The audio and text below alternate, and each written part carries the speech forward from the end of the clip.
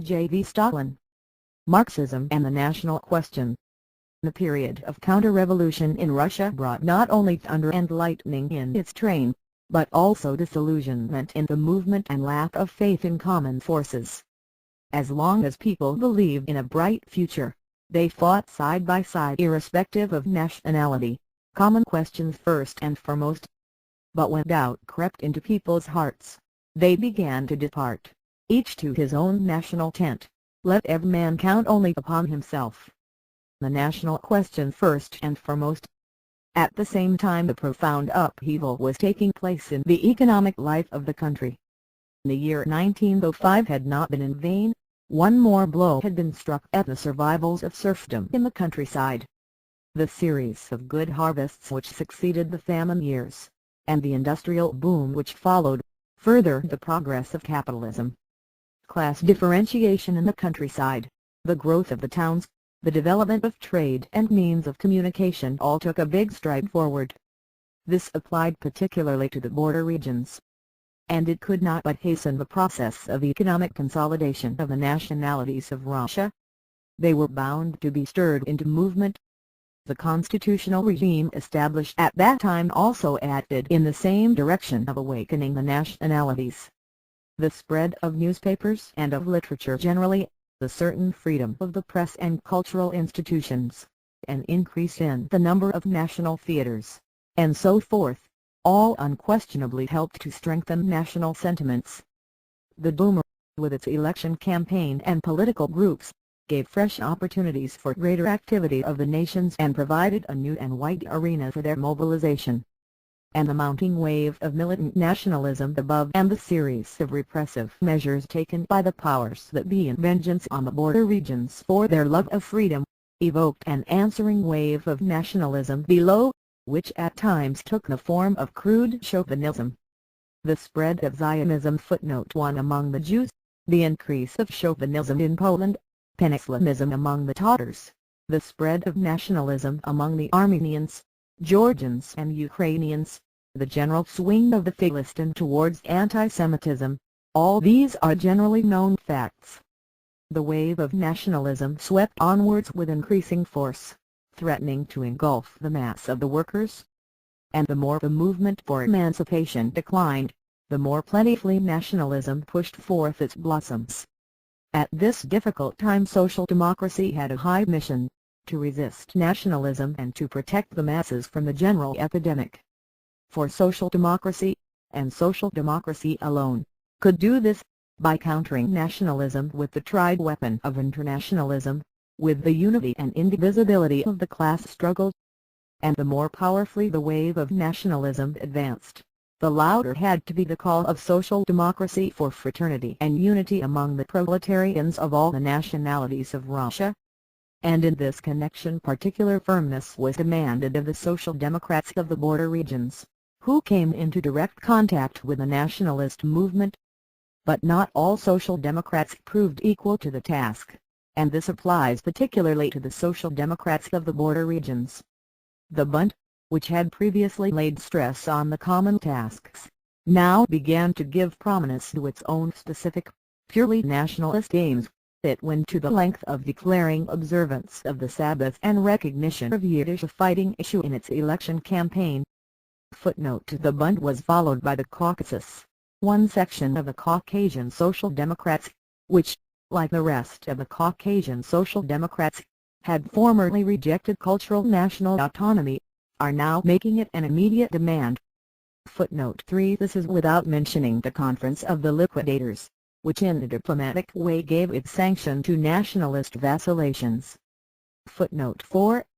But from this it follows that the views of Russian social democracy on the national question are not yet clear to all social democrats.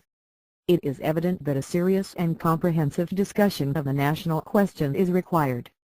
Consistent social democrats must work solidly and indefatigably against the fog of nationalism, no matter from what quarter it proceeds. 1. The nation. What is the nation? The nation is primarily a community, a definite community of people. This community is not racial, nor is it tribal. The modern Italian nation was formed from Romans, Teutons, Etruscans, Greeks, Arabs, and so forth. The French nation was formed from Gauls, Romans, Britons, Teutons, and so on. The same must be said of the British, the Germans and others, who were formed into nations from people of diverse races and tribes. Thus, the nation is not a racial or tribal, but a historically constituted community of people. On the other hand, it is unquestionable that the great empires of Cyrus and Alexander could not be called nations, although they came to be constituted historically and were formed out of different tribes and races. They were not nations, but casual and loosely connected conglomerations of groups, which fell apart or joined together according to the victories or defeats of this or that conqueror. Thus, the nation is not a casual or ephemeral conglomeration, but a stable community of people. But not every stable community constitutes a nation. Austria and Russia are also stable communities, but nobody calls them nations. What distinguishes a national community from a state community? The fact, among others, that the national community is inconceivable without a common language, while a state need not have a common language. The Czech nation in Austria and the Polish in Russia would be impossible if each did not have a common language, whereas the integrity of Russia and Austria is not affected by the fact that there are a number of different languages within their borders. We are referring, of course, to the spoken languages of the people and not to the official governmental languages. Thus, a common language is one of the characteristic features of a nation. This, of course, does not mean that different nations always and everywhere speak different languages, or that all who speak one language necessarily constitute one nation. A common language for every nation, but not necessarily different languages for different nations. There is no nation which at one and the same time speaks several languages, but this does not mean that there cannot be two nations speaking the same language. Englishmen and Americans speak one language, but they do not constitute one nation. The same is true of the Norwegians and the Danes, the English and the Irish. But why, for instance, do the English and the Americans not constitute one nation in spite of their common language? Firstly, because they do not live together, but inhabit different territories. The nation is formed only as a result of lengthy and systematic intercourse, as a result of people living together generation after generation. But people cannot live together for lengthy periods unless they have a common territory. Englishmen and Americans originally inhabited the same territory, England, and constituted one nation. Later, one section of the English emigrated from England to a new territory, America, and there, in the new territory, in the course of time, came to form the new American nation. Difference of territory led to the formation of different nations. Thus, a common territory is one of the characteristic features of a nation. But this is not all.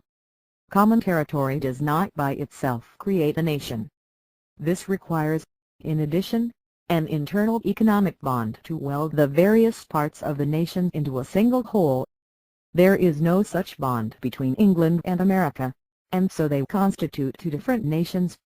But the Americans themselves would not deserve to be called a nation were not the different parts of America bound together into an economic whole, as a result of division of labor between them, the development of means of communication, and so forth. Take the Georgians, for instance. The Georgians before the Reform inhabited a common territory and spoke one language. Nevertheless, they did not, strictly speaking, constitute one nation, for, being split up into a number of disconnected principalities, they could not share a common economic life. For centuries they waged war against each other and pillaged each other, each inciting the Persians and Turks against the other. The ephemeral and casual union of the principalities which some successful king sometimes managed to bring about embraced at best a superficial administrative sphere, and rapidly disintegrated owing to the caprices of the princes and the indifference of the peasants. Nor could it be otherwise in economically disunited Georgia. Georgia came on the scene as a nation only in the latter half of the 19th century, when the fall of serfdom and the growth of the economic life of the country, the development of means of communication and the rise of capitalism, introduced division of labor between the various districts of Georgia, completely shattered the economic isolation of the principalities and bound them together into a single whole. The same must be said of the other nations which have passed through the stage of feudalism and have developed capitalism. Thus, the common economic life, economic cohesion, is one of the characteristic features of a nation. But even this is not all. Apart from the foregoing, one must take into consideration the specific spiritual complexion of the people constituting the nation. Nations differ not only in their conditions of life, but also in spiritual complexion, which manifests itself in peculiarities of national culture. If England, America and Ireland, which speak one language, nevertheless constitute three distinct nations, it is in no small measure due to the peculiar psychological make-up which they developed from generation to generation as a result of dissimilar conditions of existence. Of course, by itself, psychological make-up or, as it is otherwise called, national character, is something intangible for the observer, but insofar as it manifests itself in a distinctive culture common to the nation it is something tangible and cannot be ignored. Needless to say, national character is not a thing that is fixed once and for all, but is modified by changes in the conditions of life.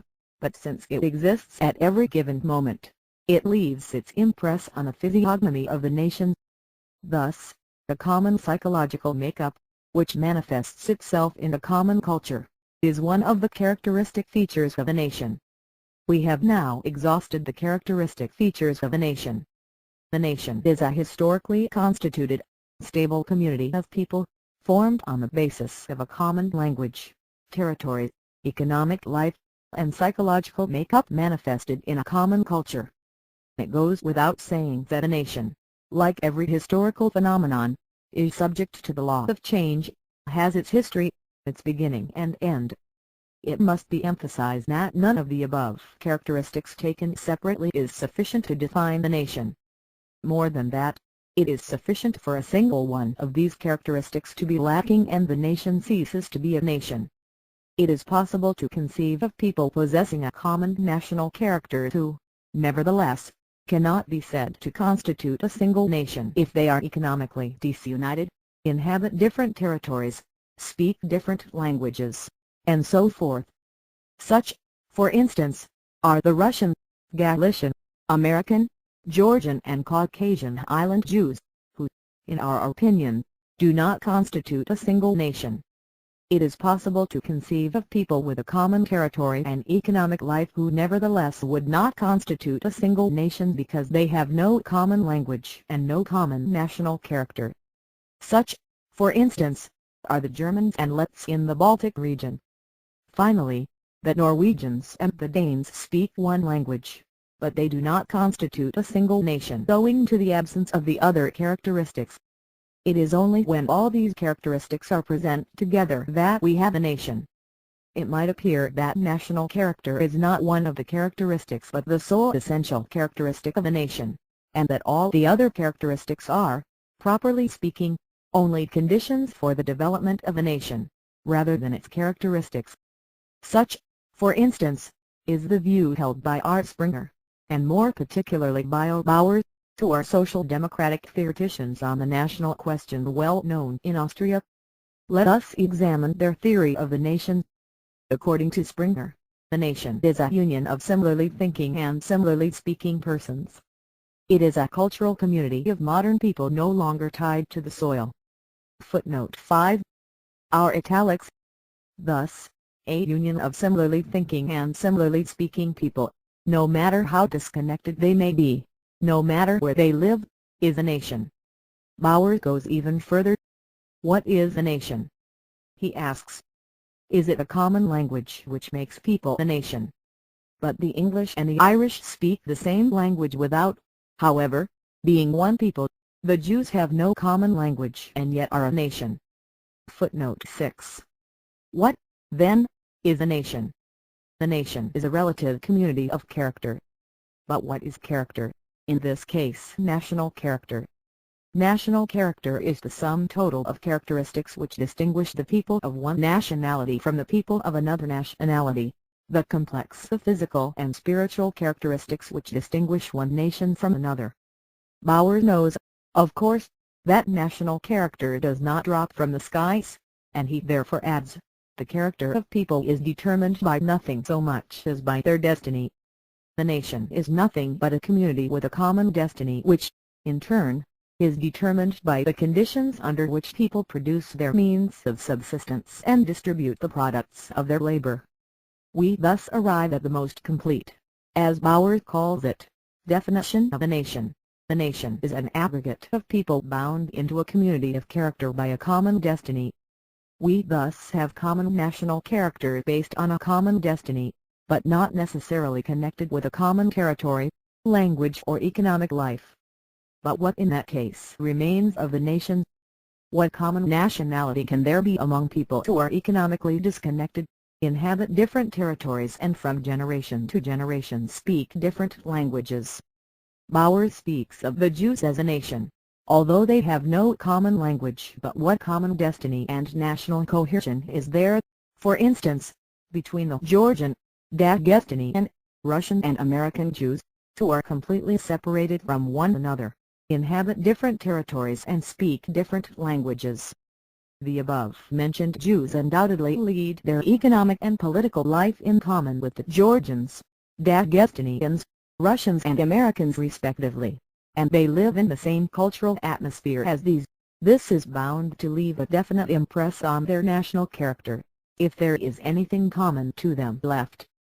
It is their religion, their common origin and certain relics of the national character. All this is beyond question.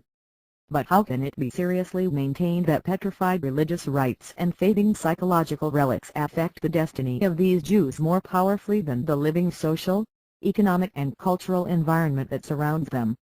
And it is only on this assumption that it is possible to speak of the Jews as a single nation at all. What, then, distinguishes Bauer's nation from the mystical and self-sufficient national spirit of the spiritualists? Bauer sets up an impassable barrier between the distinctive feature of nations' national character and the conditions of their life, divorcing the one from the other. But what is national character if not the reflection of the conditions of life, a coagulation of impressions derived from environment? How can one limit the matter to national character alone, isolating and divorcing it from the soil that gave rise to it? Further, what indeed distinguished the English nation from the American nation at the end of the 18th and the beginning of the 19th centuries, when America was still known as New England? Not national character, of course, for the Americans had originated from England and had brought with them to America not only the English language, but also the English national character, which, of course, they could not lose so soon, although, under the influence of the new conditions, they would naturally be developing their own specific character. Yet, despite their more or less common character, they at that time already constituted a nation distinct from England. Obviously, New England as a nation differed then from England as a nation not by its specific national character, or not so much by its national character, as by its environment and conditions of life, which were distinct from those of England. It is therefore clear that there is in fact no single distinguishing characteristic of a nation. There is only the sum total of characteristics, of which, when nations are compared, sometimes one characteristic national character, sometimes another language or sometimes a third territory, economic conditions stands out in sharper relief. The nation constitutes the combination of all these characteristics taken together. Bauer's point of view, which identifies the nation with its national character, divorces the nation from its soil and converts it into an invisible, self-contained force. The result is not a living and active nation, but something mystical, intangible and supernatural. For, I repeat, what sort of nation, for instance, is a Jewish nation which consists of Georgian, Dagestani Russian, American and other Jews, the members of which do not understand each other since they speak different languages, inhabit different parts of the globe, will never see each other, and will never act together? whether in time of peace or in time of war. Note, it is not for such paper nations that social democracy draws up its national program. It can reckon only with real nations, which act and move, and therefore insists on being reckoned with. Bauer is obviously confusing nation, which is a historical category, with tribe, which is an ethnographical category. However, Bauer himself apparently feels the weakness of his position. While in the beginning of his book he definitely declares the Jews to be a nation, he corrects himself at the end of the book and states that in general capitalist society makes it impossible for them, the Jews, to continue as a nation, by causing them to assimilate with other nations. The reason, it appears, is that the Jews have no closed territory of settlement, whereas the Czechs, for instance, have such a territory and, according to Bauer, will survive as a nation. In short, the reason lies in the absence of a territory. By arguing thus, Bauer wanted to prove that the Jewish workers cannot demand national autonomy, but he thereby inadvertently refuted his own theory, which denies that a common territory is one of the characteristics of the nation. But Bauer goes further. In the beginning of his book he definitely declares that the Jews have no common language, and yet are a nation. But hardly has he reached page 130 than he effects a change of front and just as definitely declares that unquestionably, no nation is possible without a common language. Our italics. Bauer wanted to prove that language is the most important instrument of human intercourse, but at the same time he inadvertently proved something he did not mean to prove, namely, the unsoundness of his own theory of nations, which denies the significance of a common language. Thus this theory, stitched together by idealistic threads, refutes itself. 2. The national movement. The nation is not merely the historical category but a historical category belonging to a definite epoch, the epoch of rising capitalism. The process of elimination of feudalism and development of capitalism is at the same time a process of the constitution of people into nations. Such, for instance, was the case in Western Europe. The British, French, Germans, Italians and others were formed into nations at the time of the victorious advance of capitalism and its triumph over feudal disunity. But the formation of nations in those instances at the same time signified their conversion into independent national states. The British, French and other nations are at the same time British, etc., states. Ireland, which did not participate in this process, does not alter the general picture. Matters proceeded somewhat differently in Eastern Europe. Whereas in the West nations developed into states, in the East multinational states were formed, states consisting of several nationalities. Such are Austria-Hungary and Russia. In Austria, the Germans proved to be politically the most developed, and they took it upon themselves to unite the Austrian nationalities into a state. In Hungary, the most adapted for state organization were the Magyars, the court of the Hungarian nationalities, and it was they who united Hungary. In Russia, the uniting of the nationalities was undertaken by the Great Russians, who were headed by the historically formed, powerful and well-organized aristocratic military bureaucracy. That was how matters proceeded in the East. This special method of formation of states could take place only where feudalism had not yet been eliminated, where capitalism was feebly developed, where the nationalities which had been forced into the background had not yet been able to consolidate themselves economically into integral nations. But capitalism also began to develop in the eastern states. Trade and means of communication were developing. Large towns were springing up. The nations were becoming economically consolidated. Capitalism, erupting into the tranquil life of the nationalities which had been pushed into the background, was arousing them and stirring them into action. The development of the press and the theater, the activity of the Reichsrat Austria and of the Duma Russia were helping to strengthen national sentiments. The intelligentsia that had arisen was being imbued with the national idea and was acting in the same direction. But the nations which had been pushed into the background and had now awakened to independent life, could no longer form themselves into independent national states. they encountered on their path the very powerful resistance of the ruling strata of the dominant nations, which had long ago assumed the control of the state. They were too late. In this way the Czechs, Poles, etc., formed themselves into nations in Austria, the Croats, etc., in Hungary, the Lets, Lithuanians, Ukrainians, Georgians, Armenians, etc., in Russia. What had been an exception in Western Europe, Ireland became the rule in the East. In the West, Ireland responded to its exceptional position by a national movement. In the East, the awakened nations were bound to respond in the same fashion. Thus arose the circumstances which impelled the young nations of Eastern Europe onto the path of struggle. The struggle began and flared up, to be sure, not between nations as a whole, but between the ruling classes of the dominant nations and of those that had been pushed into the background.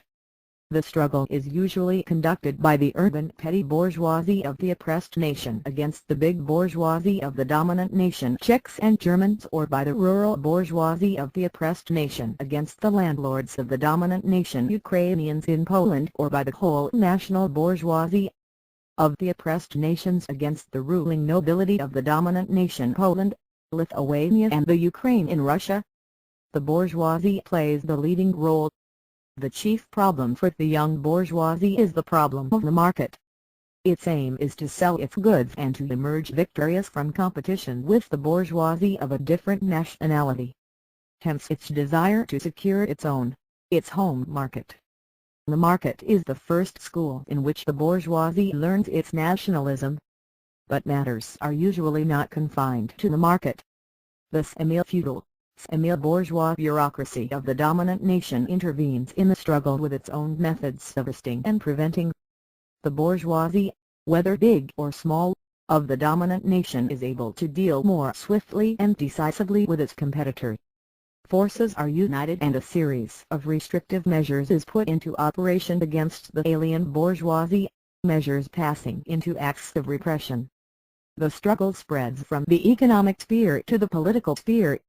Restriction of freedom of movement, repression of language, restriction of franchise, closing of schools, religious restrictions, and so on, are piled upon the head of the competitor. Of course, such measures are designed not only in the interest of the bourgeois classes of the dominant nation, but also in furtherance of the specifically cast aims, so to speak, of the ruling bureaucracy. But from the point of view of the results achieved, this is quite immaterial. The bourgeois classes and the bureaucracy in this matter go hand in hand, whether it be in Austria-Hungary or in Russia. The bourgeoisie of the oppressed nation, repressed on every hand, is naturally stirred into movement. It appeals to its native folk and begins to shout about the fatherland, claiming that its own cause is the cause of the nation as a whole. It recruits itself an army from among its countrymen in the interests of the fatherland. Nor do the folk always remain unresponsive to its appeals. They rally around its banner. The repression from above affects them too and provokes their discontent. Thus the national movement begins. The strength of the national movement is determined by the degree to which the wide strata of the nation, the proletariat and peasantry, participate in it. Whether the proletariat rallies to the banner of bourgeois nationalism depends on the degree of development of class antagonisms, on the class consciousness and degree of organization of the proletariat. The class-conscious proletariat has its own tried banner, and has no need to rally to the banner of the bourgeoisie. As far as the peasants are concerned, their participation in the national movement depends primarily on the character of the repressions. If the repressions affect the land, as was the case in Ireland, then the mass of the peasants immediately rally to the banner of the national movement. On the other hand, if, for example, there is no serious anti-Russian nationalism in Georgia, it is primarily because there are neither Russian landlords nor the Russian big bourgeoisie there to supply the fuel for such nationalism among the masses.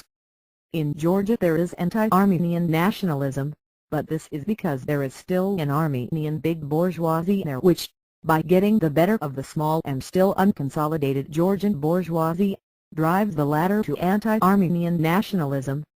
Depending on these factors, the national movement either assumes a mass character and steadily grows as in Ireland and Galicia, or is converted into a series of petty collisions, degenerating into squabbles and fights over signboards as in some of the small towns of Bohemia. The content of the national movement, of course, cannot everywhere be the same. It is wholly determined by the diverse demands made by the movement. In Ireland the movement bears an agrarian character, in Bohemia it bears a language character. In one place the demand is for civil equality and religious freedom, in another for the nation's own officials, for its own diet. The diversity of demands not infrequently reveals the diverse features which characterize the nation in general language, territories, etc. It is worthy of note that we never meet with a demand based on Bauer's all-embracing national character. And this is natural. National character in itself is something intangible, and, as was correctly remarked by J. Stresser, the politician can't do anything with it. Footnote 7. Such, in general, are the forms and character of the national movement. From what has been said it will be clear that the national struggle under the conditions of rising capitalism is a struggle of the bourgeois classes among themselves. Sometimes the bourgeoisie succeeds in drawing the proletariat into the national movement, and then the national struggle externally assumes a nationwide character. But this is so only externally.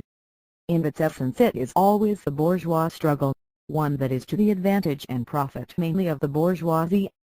But it does not by any means follow that the proletariat should not put up the fight against the policy of national oppression.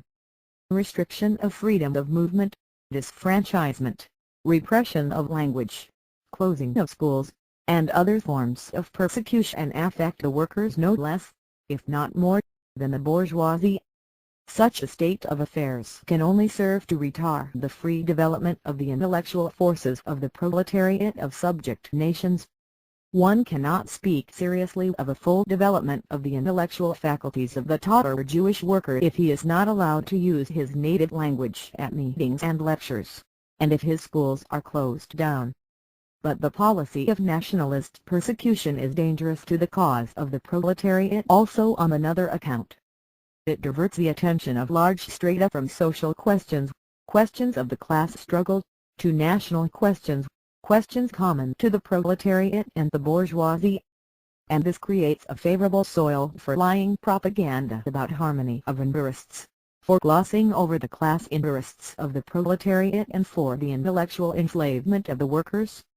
This creates a serious obstacle to the cause of uniting the workers of all nationalities. If a considerable proportion of the Polish workers are still in intellectual bondage to the bourgeois nationalists, if they still stand aloof from the international labor movement, it is chiefly because the age-old anti-Polish policy of the powers that be creates the soil for this bondage and hinders the emancipation of the workers from it. But the policy of persecution does not stop there. It not infrequently passes from a system of oppression to a system of inciting nations against each other, to a system of massacres and pogroms. Of course, the latter system is not everywhere and always possible, but where it is possible, in the absence of elementary civil rights, it frequently assumes horrifying proportions and threatens to drown the cause of unity of the workers in blood and tears. The Caucasus and South Russia furnish numerous examples. Divide and rule, such is the purpose of the policy of incitement. And where such a policy succeeds, it is a tremendous evil for the proletariat and a serious obstacle to the cause of uniting the workers of all the nationalities in the state. But the workers are interested in the complete amalgamation of all their fellow workers into a single international army, in their speedy and final emancipation from intellectual bondage to the bourgeoisie, and in the full and free development of the intellectual forces of their brothers, whatever nations they may belong to. The workers therefore combat and will continue to combat the policy of national oppression in all its forms, from the most subtle to the most crude, as well as the policy of inciting nations against each other in all its forms. Social democracy in all countries therefore proclaims the right of nations to self-determination. The right of self-determination means that only the nation itself has the right to determine its destiny, that no one has the right forcibly to interfere in the life of the nation, to destroy its schools and other institutions, to violate its habits and customs, to repress its language, or curtail its rights. This, of course, does not mean that social democracy will support every custom and institution of a nation. While combating the coercion of any nation, it will uphold only the right of the nation itself to determine its own destiny, at the same time agitating against harmful customs and institutions of that nation in order to enable the toiling strata of the nation to emancipate themselves from them. The right of self-determination means that a nation may arrange its life in the way it wishes. It has the right to arrange its life on the basis of autonomy. It has the right to enter into federal relations with other nations. It has the right to complete secession. Nations are sovereign, and all nations have equal rights. This, of course, does not mean that social democracy will support every demand of a nation. The nation has the right even to return to the old order of things, but this does not mean that social democracy will subscribe to such a decision if taken by some institution of a particular nation. The obligations of social democracy, which defends the interests of the proletariat, and the rights of the nation, which consists of various classes, are two different things. In fighting for the right of nations to self-determination, the aim of social democracy is to put an end to the policy of national oppression, to render it impossible, and thereby to remove the grounds of strife between nations, to take the edge off that strife and reduce it to a minimum. This is what essentially distinguishes the policy of the class-conscious proletariat from the policy of the bourgeoisie, which attempts to aggravate and fan the national struggle and to prolong and sharpen the national movement. And that is why the class-conscious proletariat cannot rally under the national flag of the bourgeoisie. That is why the so-called evolutionary national policy advocated by Bauer cannot become the policy of the proletariat. Bauer's attempt to identify his evolutionary national policy with the policy of the modern working class is an attempt to adapt the class struggle of the workers to the struggle of the nations. The fate of the national movement, which is essentially the bourgeois movement, is naturally bound up with the fate of the bourgeoisie. The final disappearance of the national movement is possible only with the downfall of the bourgeoisie. Only under the reign of socialism can peace be fully established. But even within the framework of capitalism it is possible to reduce the national struggle to a minimum, to undermine it at the root, to render it as harmless as possible to the proletariat. This is borne out, for example, by Switzerland and America. It requires that the country should be democratized and the nations be given the opportunity of free development. 3. Presentation of the question. The nation has the right freely to determine its own destiny. It has the right to arrange its life as it sees fit, without, of course, trampling on the rights of other nations. That is beyond dispute. But how exactly should it arrange its own life? What forms should its future constitution take, if the interests of the majority of the nation and, above all, of the proletariat are to be borne in mind? The nation has the right to arrange its life on autonomous lines. It even has the right to secede. But this does not mean that it should do so under all circumstances, that autonomy, or separation, will everywhere and always be advantageous for a nation, i.e., for its majority, i.e., for the toiling strata. The Transcaucasian Tatars as a nation may assemble, let us say, in their diet and, succumbing to the influence of their beys and mullahs, decide to restore the old order of things and to secede from the state.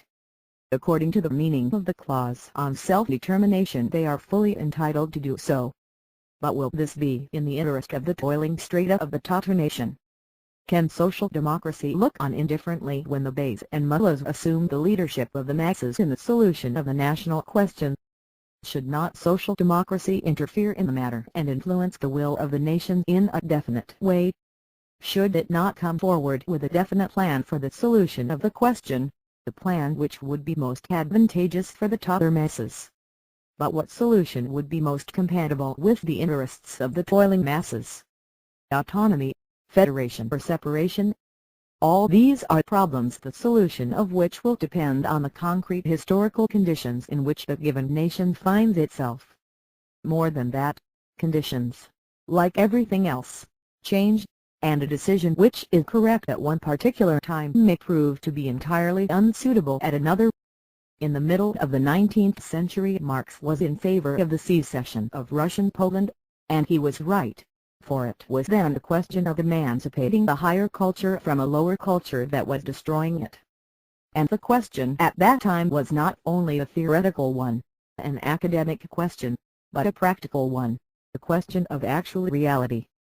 At the end of the 19th century the Polish Marxists were already declaring against the secession of Poland, and they too were right, for during the 50 years that had elapsed profound changes had taken place, bringing Russia and Poland closer economically and culturally. Moreover, during that period the question of secession had been converted from a practical matter into a matter of academic dispute, which excited nobody except perhaps intellectuals abroad. This, of course, by no means precludes the possibility that certain internal and external conditions may arise in which the question of the secession of Poland may again come on the order of the day. The solution of the national question is possible only in connection with the historical conditions taken in their development. The economic, political and cultural conditions of a given nation constitute the only key to the question how a particular nation ought to arrange its life and what forms its future constitution ought to take. It is possible that a specific solution of the question will be required for each nation. If the dialectical approach to a question is required anywhere it is required here, in the national question. In view of this we must declare our decided opposition to a certain very widespread, but very summary manner of solving the national question, which owes its inception to the Bund. We have in mind the easy method of referring to Austrian and South Slav footnote 8. Social democracy, which has supposedly already solved the national question and whose solution the Russian Social Democrats should simply borrow. It is assumed that whatever, say, is right for Austria is also right for Russia. The most important and decisive factor is lost sight of here, namely, the concrete historical conditions in Russia as a whole and in the life of each of the nations inhabiting Russia in particular. Listen, for example, to what a well-known Bundist, V. Kosovsky, says, when at the Fourth Congress of the Bund the principles of the question, i.e., the national question, J. Stalin, were discussed.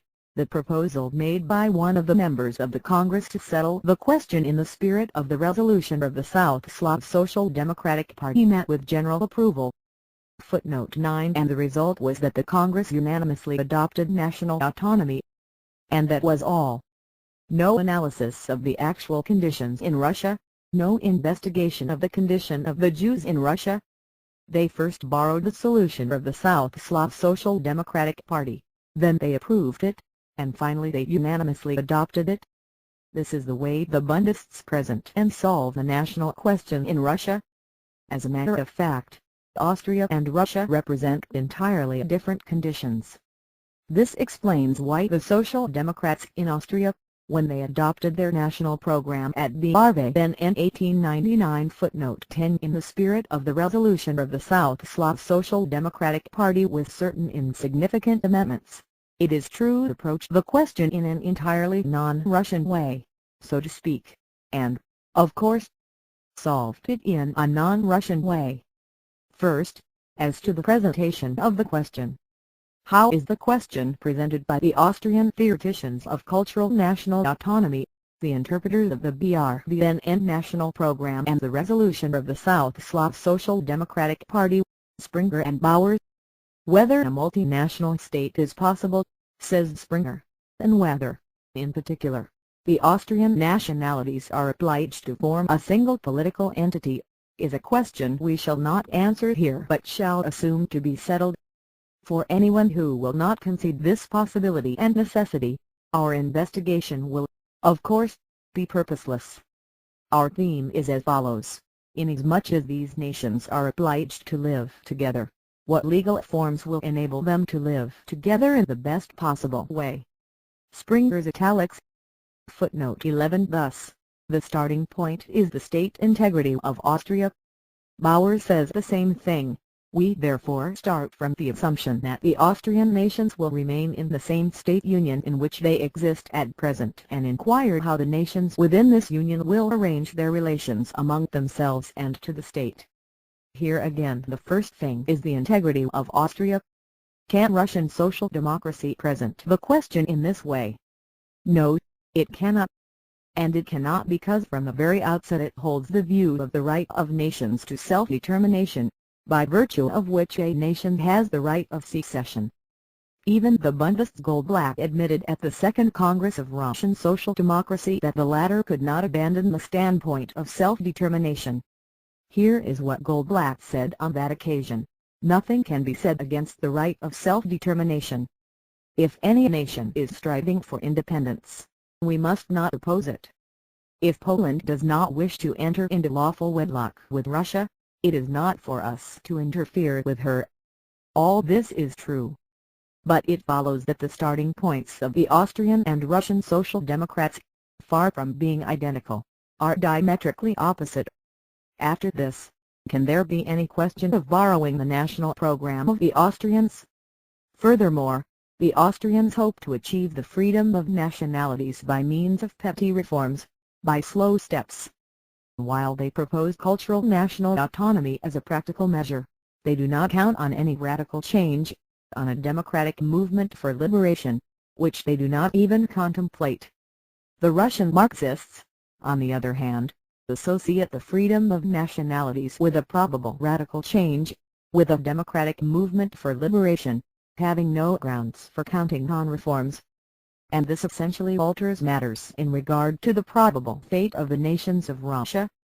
Of course, says Bauer, there is little probability that national autonomy will be the result of a great decision, of a bold action. Austria will develop towards national autonomy step by step, by a slow process of development, in the course of a severe struggle, as a consequence of which legislation and administration will be in a state of chronic paralysis. The new constitution will not be created by a great legislative act, but by a multitude of separate enactments for individual provinces and individual communities. Springer says the same thing. "I am very well aware," he writes, "that institutions of this kind, i.e., organs of national autonomy, J. Stalin, are not created in a single year or a single decade. The reorganization of the Prussian administration alone took considerable time. It took the Prussians 2 decades finally to establish their basic administrative institutions. Let nobody think that I harbor any illusions as to the time required and the difficulties to be overcome in Austria. All this is very definite. But can't the Russian Marxists avoid associating the national question with bold actions? Can they count on partial reforms, on a multitude of separate enactments as a means for achieving the freedom of nationalities? But if they cannot and must not do so, is it not clear that the methods of struggle of the Austrians and the Russians and their prospects must be entirely different? How in such a state of affairs can they confine themselves to the one-sided, milk and water cultural national autonomy of the Austrians? One or the other. Either those who are in favor of borrowing do not count on bold actions in Russia, or they do count on such actions but know not what they do. Finally, the immediate tasks facing Russia and Austria are entirely different and consequently dictate different methods of solving the national question. In Austria parliamentarism prevails, and under present conditions no development in Austria is possible without parliament. But parliamentary life and legislation in Austria are frequently brought to a complete standstill by severe conflicts between the national parties. That explains the chronic political crisis from which Austria has for a long time been suffering. Hence, in Austria the national question is the very hub of political life, it is the vital question. It is therefore not surprising that the Austrian social democratic politicians should first of all try in one way or another to find a solution for the national conflicts, of course on the basis of the existing parliamentary system, by parliamentary methods. Not so with Russia. In the first place, In Russia there is no parliament, thank God. Footnote 13. In the second place, and this is the main point, the hub of the political life of Russia is not the national but the agrarian question. Consequently, the fate of the Russian problem, and, accordingly, the liberation of the nations too, is bound up in Russia with the solution of the agrarian question, i.e., with the destruction of the relics of feudalism, i.e., with the democratization of the country. That explains why in Russia the national question is not an independent and decisive one, but a part of the general and more important question of the emancipation of the country.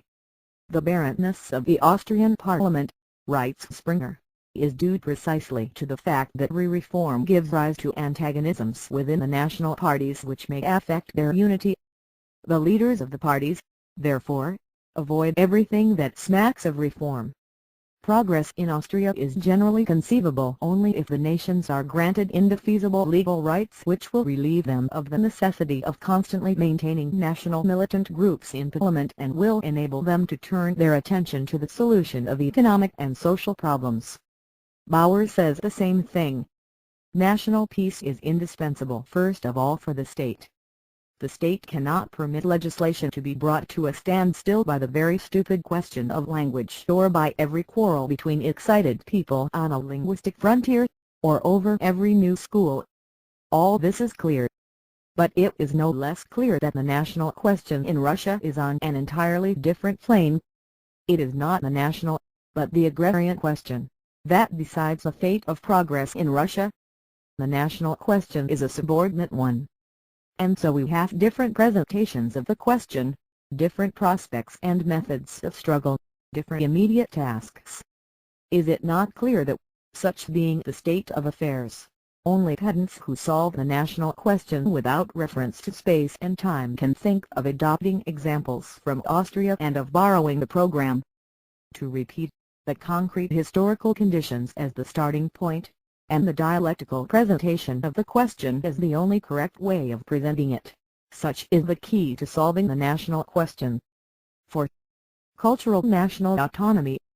We spoke above of the formal aspect of the Austrian national program and of the methodological grounds which make it impossible for the Russian Marxists simply to adopt the example of Austrian social democracy and make the latter's program their own. Let us now examine the essence of the program itself. What then is the national program of the Austrian Social Democrats? It is expressed in two words: cultural national autonomy. This means, firstly, that autonomy would be granted, let us say, not to Bohemia or Poland, which are inhabited mainly by Czechs and Poles, but to Czechs and Poles generally, irrespective of territory, no matter what part of Austria they inhabit. That is why this autonomy is called national and not territorial.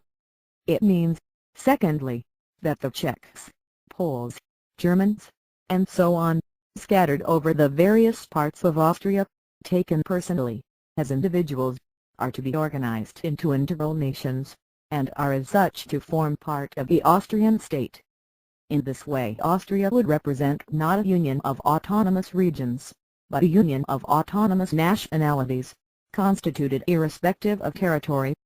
It means, thirdly, that the national institutions which are to be created for this purpose for the Poles, Czechs, and so forth, are to have jurisdiction only over cultural, not political questions. Specifically, political questions would be reserved for the Austrian Parliament, the Reichsrat. That is why this autonomy is also called cultural national autonomy. And here is the text of the program adopted by the Austrian Social Democratic Party at the BRBN Congress in 1899. Footnote 14. Having referred to the fact that national dissension in Austria is hindering political progress, that the final solution of the national question is primarily a cultural necessity, and that the solution is possible only in a genuinely democratic society, constructed on the basis of universal, direct and equal suffrage, the program goes on to say, the preservation and development of the national peculiarities. Footnote 15. Of the peoples of Austria is possible only on the basis of equal rights and by avoiding all oppression. Hence, All bureaucratic state centralism and the feudal privileges of individual provinces must first of all be rejected. Under these conditions, and only under these conditions, will it be possible to establish national order in Austria in place of national dissension, namely, on the following principles. 1.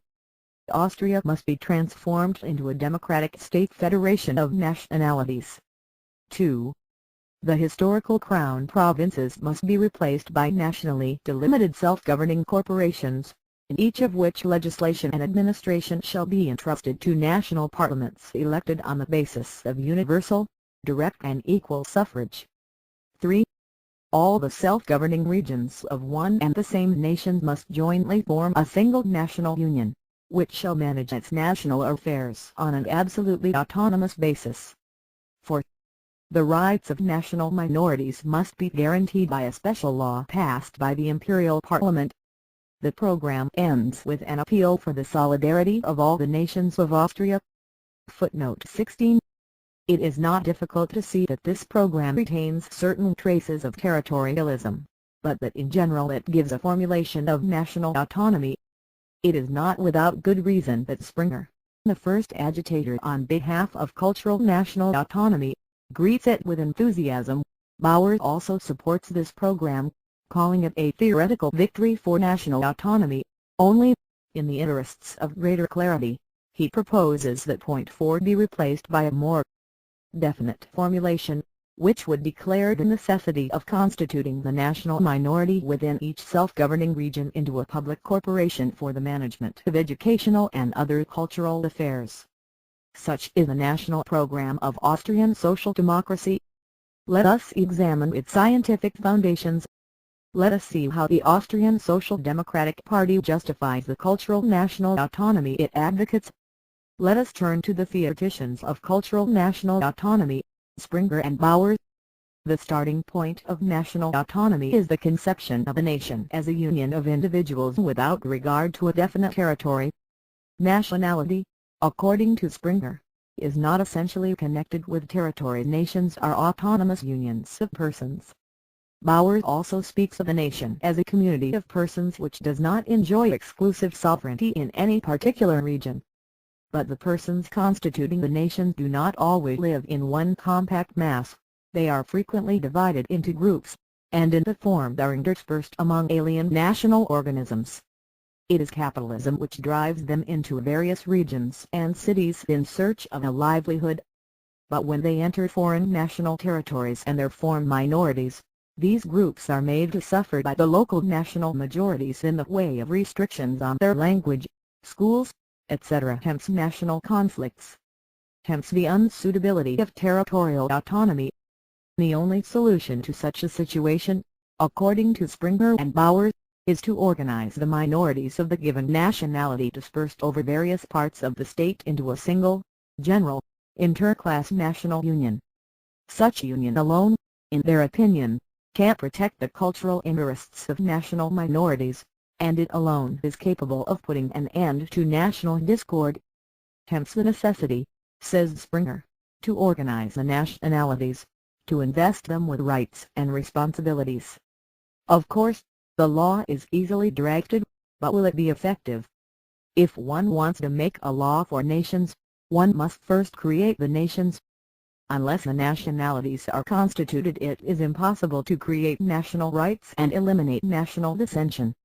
Bauer expressed himself in the same spirit when he proposed, as a demand of the working class, that the minorities should be constituted into public corporations based on the personal principle. But how is a nation to be organized? How is one to determine to what nation any given individual belongs? Nationality, says Springer, will be determined by certificates. Every individual domiciled in a given region must declare his affiliation to one of the nationalities of that region. The personal principle, says Bauer, presumes that the population will be divided into nationalities. On the basis of the free declaration of the adult citizens, national registers must be drawn up. Further, all the Germans in nationally homogeneous districts, says Bauer, and all the Germans entered in the national registers in the dual districts will constitute the German nation and elect a national council. The same applies to the Czechs, Poles, and so on. The National Council, according to Springer, is the cultural parliament of the nation, empowered to establish the principles and to grant funds, thereby assuming guardianship over national education, national literature, art and science, the formation of academies, museums, galleries, theaters, etc. Such will be the organization of a nation and its central institution. According to Bauer, the Austrian Social Democratic Party is striving, by the creation of these interclass institutions, to make national culture the possession of the whole people and thereby unite all the members of the nation into a national cultural community. Our italics. One might think that all this concerns Austria alone.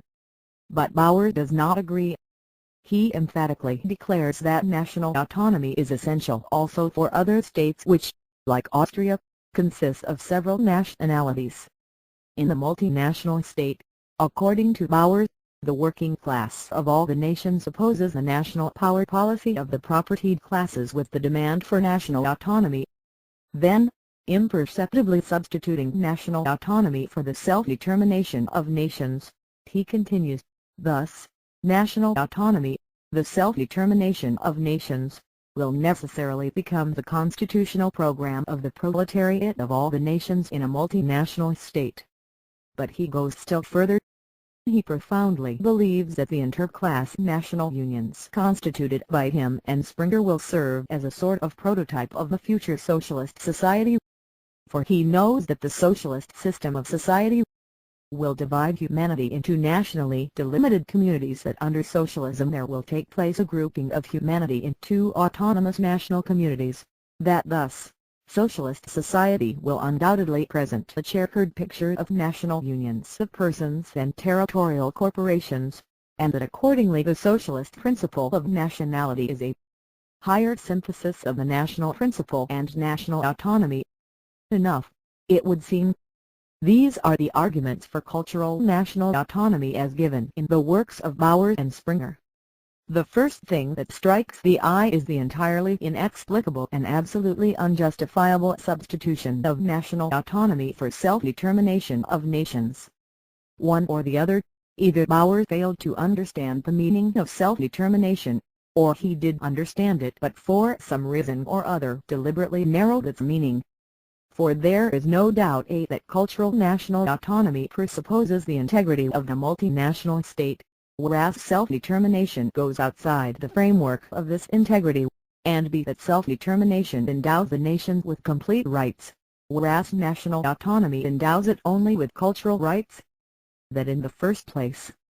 In the second place, a combination of internal and external conditions is fully possible at some future time, by virtue of which one or another of the nationalities may decide to secede from a multinational state, say from Austria.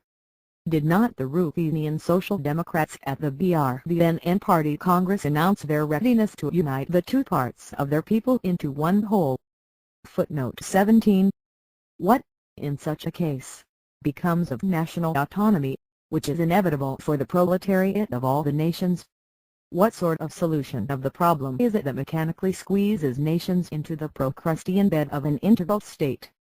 Further, national autonomy is contrary to the whole course of development of nations. It calls for the organization of nations, but can they be artificially welded together if economic development tears whole groups from them and disperses these groups over various regions? There is no doubt that in the early stages of capitalism nations become welded together. But there is also no doubt that in the higher stages of capitalism a process of dispersion of nations sets in, a process whereby a whole number of groups separate off from the nations, going off in search of a livelihood and subsequently settling permanently in other regions of the state. In the course of this these settlers lose their old connections and acquire new ones in their new domicile, and from generation to generation acquire new habits and new tastes, and possibly a new language. The question arises, is it possible to unite into a single national union groups that have grown so distinct? Where are the magic links to unite what cannot be united? Is it conceivable that, for instance, the Germans of the Baltic provinces and the Germans of Transcaucasia can be united into a single nation. But if it is not conceivable and not possible, wherein does national autonomy differ from the utopia of the old nationalists, who endeavored to turn back the wheel of history? But the unity of a nation diminishes not only as a result of migration. It diminishes also from internal causes, owing to the growing acuteness of the class struggle. In the early stages of capitalism one can still speak of a common culture of the proletariat and the bourgeoisie. But as large-scale industry develops and the class struggle becomes more and more acute, this common culture begins to melt away. One cannot seriously speak of the common culture of a nation when employers and workers of one and the same nation cease to understand each other. What common destiny can there be when the bourgeoisie thirsts for war, and the proletariat declares war on war? Can a single interclass national union be formed from such opposed elements? And, after this, can one speak of the union of all the members of the nation into a national cultural community? Is it not obvious that national autonomy is contrary to the whole course of the class struggle? But let us assume for a moment that the slogan "Organize the nation" is practicable. One might understand bourgeois nationalist parliamentarians endeavoring to organize a nation for the purpose of securing additional votes. But since when have social democrats begun to occupy themselves with organizing nations, constituting nations, creating nations? What sort of social democrats are they who in the epoch of extreme intensification of the class struggle organize interclass national unions? Until now the Austrian, as well as every other, social democratic party, had one task before it, namely, to organize the proletariat. That task has apparently become antiquated. Springer and Bauer are now setting a new task, the more absorbing task, namely, to organize a nation. However, logic has its obligations. He who adopts national autonomy must also adopt this new task. But to adopt the latter means to abandon the class position and to take the path of nationalism. Springer's and Bauer's cultural national autonomy is a subtle form of nationalism.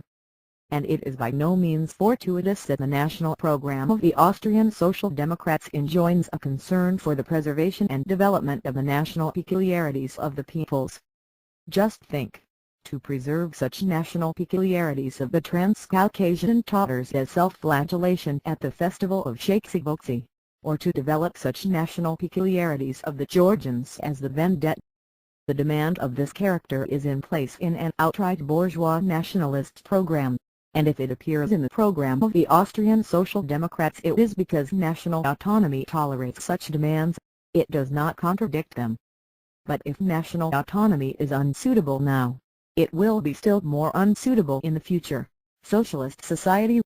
Bauer's prophecy regarding the division of humanity into nationally delimited communities is refuted by the whole course of development of modern human society. National barriers are being demolished and are falling, rather than becoming firmer.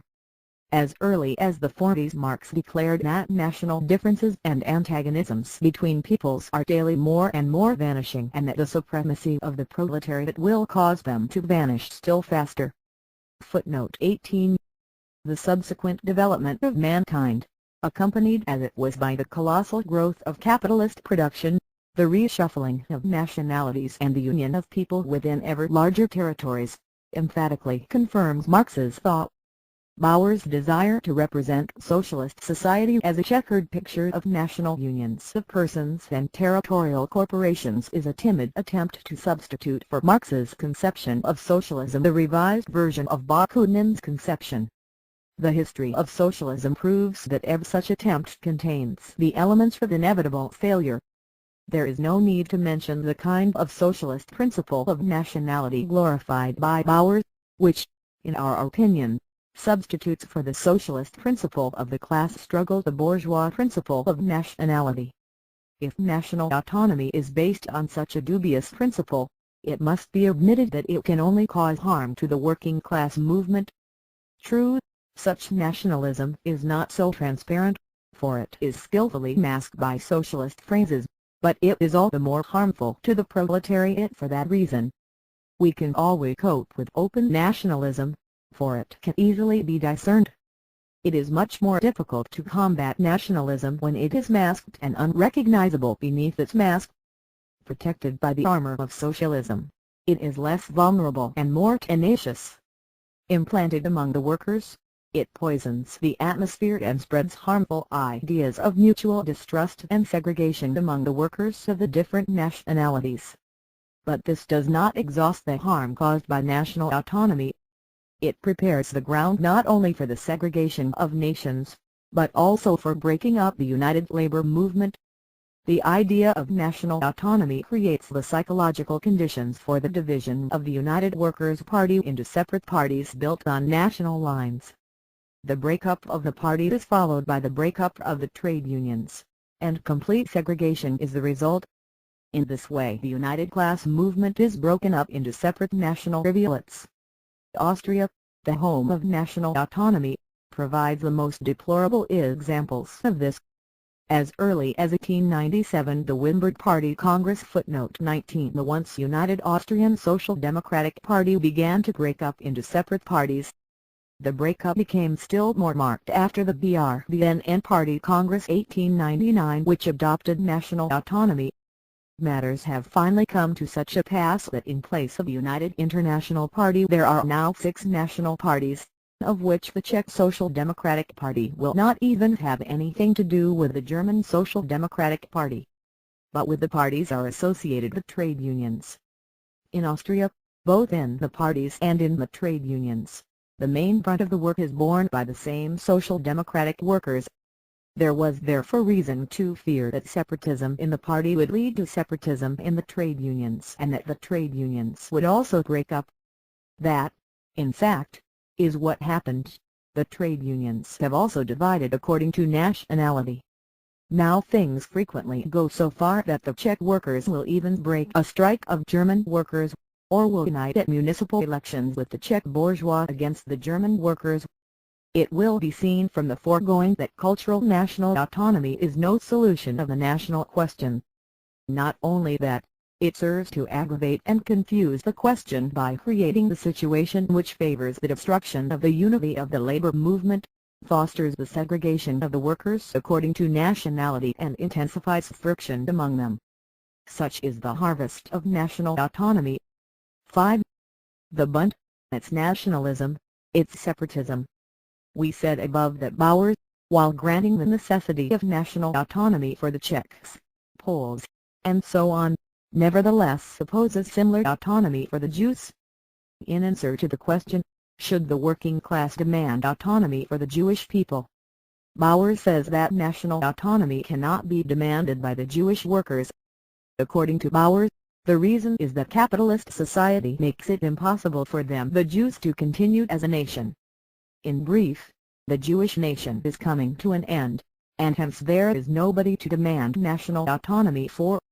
The Jews are being assimilated. This view of the fate of the Jews as a nation is not a new one. It was expressed by Marx as early as the 40s, footnote 20 and 21 in reference chiefly to the German Jews. It was repeated by Kautsky in 1903, footnote 22 in reference to the Russian Jews.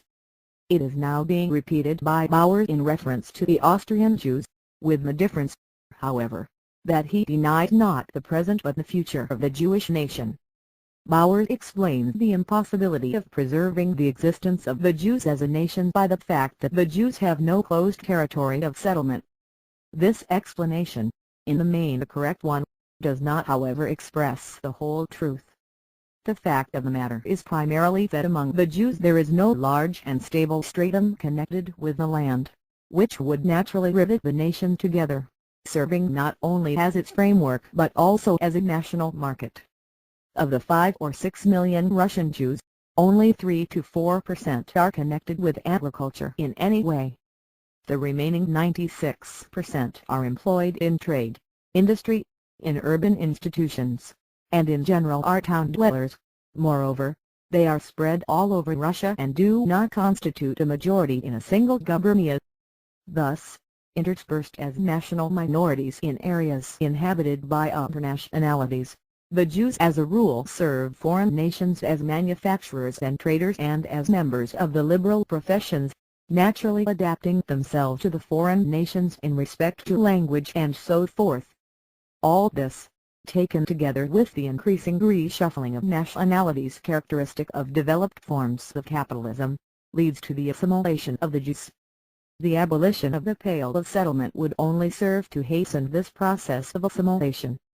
The question of national autonomy for the Russian Jews consequently assumes a somewhat curious character. Autonomy is being proposed for a nation whose future is denied and whose existence has still to be proved.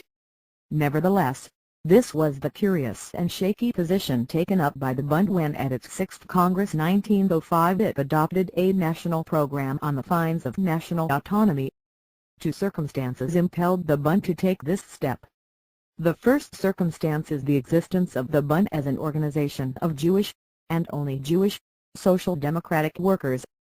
Even before 1897 the social democratic groups active among the Jewish workers set themselves the aim of creating a special Jewish workers' organization. Footnote 23. They founded such an organization in 1897 by uniting to form the Bund. That was at a time when Russian social democracy as an integral body virtually did not yet exist. The Bund steadily grew and spread, and stood out more and more vividly against the background of the bleak days of Russian social democracy.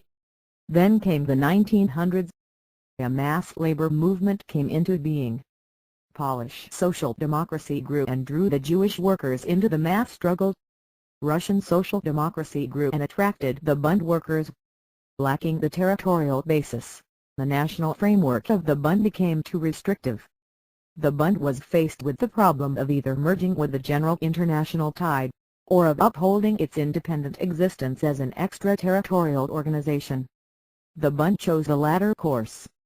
Thus grew up the theory that the Bund is the sole representative of the Jewish proletariat. But to justify this strange theory in any simple way became impossible. Some kind of foundation on principle, some justification on principle, was needed. Cultural national autonomy provided such a foundation. The Bund seized upon it, borrowing it from the Austrian Social Democrats. If the Austrians had not had such a program, the Bund would have invented it in order to justify its independent existence on principle. Thus, after a timid attempt in 1901, the 4th Congress, the Bund definitely adopted a national program in 1905, the 6th Congress. The second circumstance is the peculiar position of the Jews as separate national minorities within compact majorities of other nationalities in integral regions. We have already said that this position is undermining the existence of the Jews as a nation and puts them on the road to assimilation. But this is an objective process. Subjectively, in the minds of the Jews, it provokes a reaction and gives rise to the demand for a guarantee of the rights of the national minority, for a guarantee against assimilation. Preaching as it does the vitality of the Jewish nationality, the Bund could not avoid being in favor of a guarantee. And, having taken up this position, it could not but accept national autonomy. For if the Bund could seize upon any autonomy at all, it could only be national autonomy, i.e., cultural national autonomy. There could be no question of territorial political autonomy for the Jews, since the Jews have no definite integral territory. It is noteworthy that the Bund from the outset stressed the character of national autonomy as a guarantee of the rights of national minorities, as a guarantee of the free development of nations. Nor was it fortuitous that the representative of the Bund at the Second Congress of the Russian Social Democratic Party, Goldblatt, defined national autonomy as institutions which guarantee them i.e., nations complete freedom of cultural development. Footnote 24. A similar proposal was made by supporters of the ideas of the Bund to the Social Democratic group in the Fourth Duma. In this way the Bund adopted the curious position of national autonomy for the Jews. We have examined above national autonomy in general. The examination showed that national autonomy leads to nationalism. We shall see later that the Bund has arrived at the same end point. But the Bund also regards national autonomy from a special aspect, namely, from the aspect of guarantees of the rights of national minorities. let us also examine the question from this special aspect. It is all the more necessary since the problem of national minorities, and not of the Jewish minorities alone, is one of serious moment for social democracy. And so, it is a question of institutions which guarantee nations complete freedom of cultural development. Our italics, J. Stalin. But what are these institutions which guarantee, etc.? They are primarily the National Council of Springer and Bauer, something in the nature of a Diet for Cultural Affairs.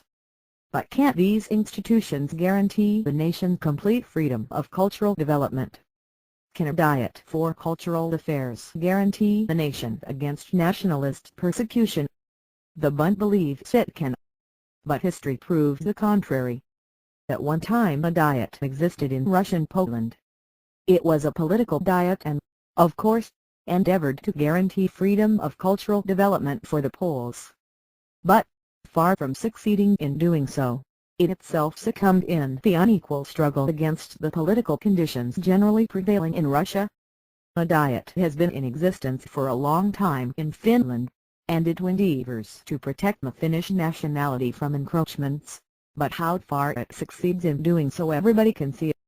Of course, there are Diets and Diets, and it is not so easy to cope with the democratically organized Finnish Diet as it was with the aristocratic Polish Diet. But the decisive factor, nevertheless, is not the Diet, but the general regime in Russia. If such a grossly Asiatic social and political regime existed in Russia now as in the past, at the time the Polish Diet was abolished, things would go much harder with the Finnish Diet. Moreover, the policy of encroachments upon Finland is growing, and it cannot be said that it has met with defeat. If such is the case with old, historically evolved institutions, political Diets, still less will young Diets, young institutions, especially such feeble institutions as cultural Diets, be able to guarantee the free development of nations. Obviously, it is not a question of institutions, but of the general regime prevailing in the country. If there is no democracy in the country there can be no guarantees of complete freedom for cultural development of nationalities. One may say with certainty that the more democratic the country is the fewer are the encroachments made on the freedom of nationalities, and the greater are the guarantees against such encroachments. Russia is a semi-Asiatic country, and therefore in Russia the policy of encroachments not infrequently assumes the grossest form, the form of pogroms. It need hardly be said that in Russia guarantees have been reduced to the very minimum.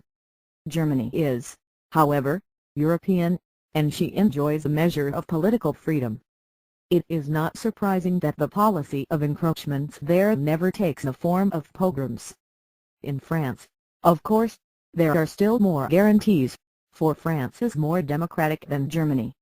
There is no need to mention Switzerland, where, thanks to her highly developed, although bourgeois democracy, nationalities live in freedom, whether they are a minority or a majority.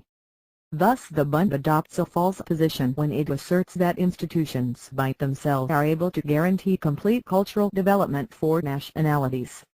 It may be said that the Bund itself regards the establishment of democracy in Russia as a preliminary condition for the creation of institutions and guarantees of freedom. But this is not the case. From the report of the 8th Conference of the Bund footnote 25 it will be seen that the Bund thinks it can secure institutions on the basis of the present system in Russia, by reforming the Jewish community. The community, one of the leaders of the Bund said that this conference, may become the nucleus of future cultural national autonomy. Cultural national autonomy is a form of self-service on the part of nations, a form of satisfying national needs. The community form conceals within itself a similar content. They are links in the same chain, stages in the same evolution. Footnote 26. On this basis, the conference decided that it was necessary to strive for reforming the Jewish community and transforming it by legislative means into a secular institution, democratically organized. Our italics, J. Stalin. It is evident that the Bund considers as the condition and guarantee not the democratization of Russia, but some future secular institution of the Jews. obtained by reforming the Jewish community, so to speak, by legislative means, through the Duma, but we have already seen that institutions in themselves cannot serve as guarantees if the regime in the state generally is not a democratic one. But what, it may be asked, will be the position under a future democratic system? Will not special cultural institutions which guarantee, etc., be required even under democracy? What is the position in this respect in democratic Switzerland, for example? Are there special cultural institutions in Switzerland on the pattern of Springer's National Council? No, there are not. But do not the cultural interests of, for instance, the Italians, who constitute a minority there, suffer for that reason? One does not seem to hear that they do. And that is quite natural. In Switzerland all special cultural institutions, which supposedly guarantee, etc., are rendered superfluous by democracy. And so, impotent in the present and superfluous in the future, such are the institutions of cultural national autonomy, and such is national autonomy. But it becomes still more harmful when it is thrust upon a nation whose existence and future are open to doubt. In such cases the advocates of national autonomy are obliged to protect and preserve all the peculiar features of the nation, the bad as well as the good, just for the sake of saving the nation from assimilation, just for the sake of preserving it. That the Bund should take this dangerous path was inevitable. And it did take it. We are referring to the resolutions of recent conferences of the Bund on the question of the Sabbath, Yiddish, etc. Social democracy strives to secure for all nations the right to use their own language. But that does not satisfy the Bund. It demands that the rights of the Jewish language, our italics, J. Stalin, be championed with exceptional persistence, and the Bund itself in the elections to the Fourth Duma declared that it would give preference to those of them i.e., electors who undertake to defend the rights of the Jewish language. Not the general right of all nations to use their own language, but the particular right of the Jewish language, Yiddish. Let the workers of the various nationalities fight primarily for their own language, the Jews for Jewish, the Georgians for Georgian, and so forth. The struggle for the general right of all nations is a secondary matter. You do not have to recognize the right of all oppressed nationalities to use their own language. But if you have recognized the right of Yiddish, note that the Bund will vote for you, the Bund will prefer you. But in what way then does the Bund differ from the bourgeois nationalists? Social democracy strives to secure the establishment of a compulsory weekly rest day. But that does not satisfy the Bund. It demands that by legislative means the Jewish proletariat should be guaranteed the right to observe their Sabbath and be relieved of the obligation to observe another day. It is to be expected that the Bund will take another step forward and demand the right to observe all the ancient Hebrew holidays. And if, to the misfortune of the Bund, the Jewish workers have discarded religious prejudices and do not want to observe these holidays, the Bund with its agitation for the right to the Sabbath, will remind them of the Sabbath. It will, so to speak, cultivate among them the Sabbatarian spirit. Quite comprehensible, therefore, are the passionate speeches delivered at the 8th Conference of the Bund demanding Jewish hospitals, the demand that was based on the argument that a patient feels more at home among his own people, that the Jewish worker will not feel at ease among Polish workers, but will feel at ease among Jewish shopkeepers.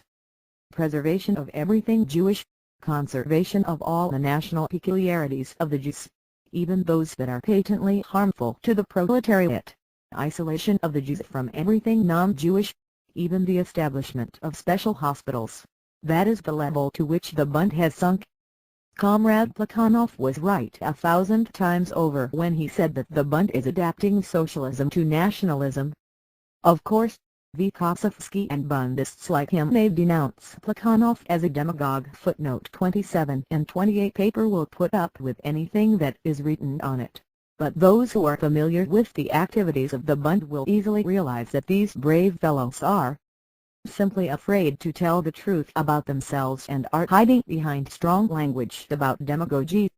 But since it holds such a position on the national question, the Bund was naturally obliged, in the matter of organization also, to take the path of segregating the Jewish workers, the path of formation of national Curia within social democracy. Such is the logic of national autonomy. And, in fact, the Bund did pass from the theory of sole representation to the theory of national demarcation of workers. The Bund demands that Russian social democracy should in its organizational structure introduce demarcation according to nationalities. From demarcation it made a step forward to the theory of segregation. It is not for nothing that speeches were made at the 8th Conference of the Bund declaring that national existence lies in segregation. Organizational federalism harbors the elements of disintegration and separatism. The Bund is heading for separatism. And, indeed, there is nothing else it can head for. Its very existence as an extraterritorial organization drives it to separatism. The Bund does not possess a definite integral territory, it operates on foreign territories, whereas the neighboring Polish, Lettish and Russian social democracies are international territorial collective bodies. But the result is that area extension of these collective bodies means a loss to the Bund and a restriction of its field of action. There are two alternatives. Either Russian social democracy as a whole must be reconstructed on the basis of national federalism, which will enable the Bund to secure the Jewish proletariat for itself, or the territorial international principle of these collective bodies remains in force, in which case the Bund must be reconstructed on the basis of internationalism, as is the case with the Polish and Lettish social democracies. This explains why the Bund from the very beginning demanded the reorganization of Russian social democracy on a federal basis. Footnote 29. In 1906, yielding to the pressure from below in favor of unity, the Bund chose a middle path and joined Russian social democracy. But how did it join? Whereas the Polish and Lettish social democracies joined for the purpose of peaceable joint action, the Bund joined for the purpose of waging war for a federation. That is exactly what Needham, the leader of the Bundists, said at the time: "We are joining not for the sake of an idol, but in order to fight." There is no idol, and only Manilovs could hope for one in the near future. The Bund must join the party armed from head to foot. Footnote 30. It would be wrong to regard this as an expression of evil intent on Needham's part. It is not a matter of evil intent, but of the peculiar position of the Bund, which compels it to fight Russian social democracy, which is built on the basis of internationalism. And in fighting it the Bund naturally violated the interests of unity. Finally, matters went so far that the Bund formally broke with Russian social democracy, violating its statutes, and in the elections to the Fourth Duma joining forces with the Polish nationalists against the Polish Social Democrats. The Bund has apparently found that a rupture is the best guarantee for independent activity. And so the principle of organizational demarcation led to separatism and to a complete rupture. In a controversy with the old Iskra footnote 31 on the question of federalism, the Bund once wrote, "Iskra wants to assure us that federal relations between the Bund and Russian social democracy are bound to weaken the ties between them. We cannot refute this opinion by referring to practice in Russia, for the simple reason that Russian social democracy does not exist as a federal body. But we can refer to the extremely instructive experience of social democracy in Austria, which assumed the federal character by virtue of the decision of the Party Congress of 1897. That was written in 1902. But we are now in the year 1913. We now have both Russian practice and the experience of social democracy in Austria. What do they tell us? Let us begin with the extremely instructive experience of social democracy in Austria. Up to 1896 there was the United Social Democratic Party in Austria. In that year the Czechs at the International Congress in London for the first time demanded separate representation, and were given it. In 1897, at the Vienna Wimberg Party Congress, the United Party was formally liquidated and in its place a Federal League of 6 national social democratic groups was set up. Subsequently these groups were converted into independent parties, which gradually severed contact with one another. Following the parties, the parliamentary group broke up. national clubs were formed.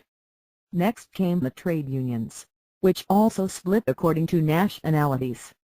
Even the cooperative societies were affected, the Czech separatists calling upon the workers to split them up. Footnote 32. We will not dwell on the fact that separatist agitation weakens the workers' sense of solidarity and frequently drives them to strike-breaking. Thus the extremely instructive experience of social democracy in Austria speaks against the Bund and for the old escrow.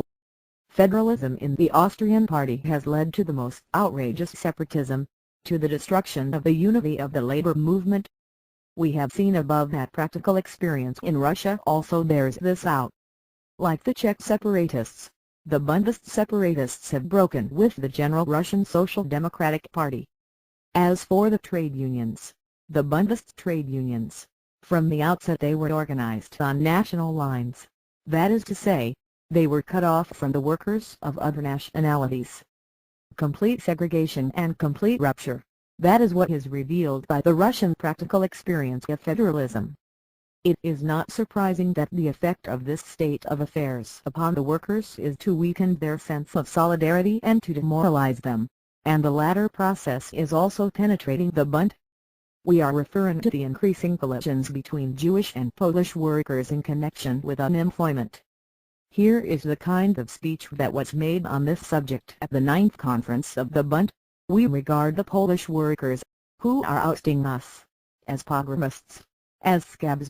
We do not support their strikes, we break them. Secondly, we reply to being ousted by ousting in our turn.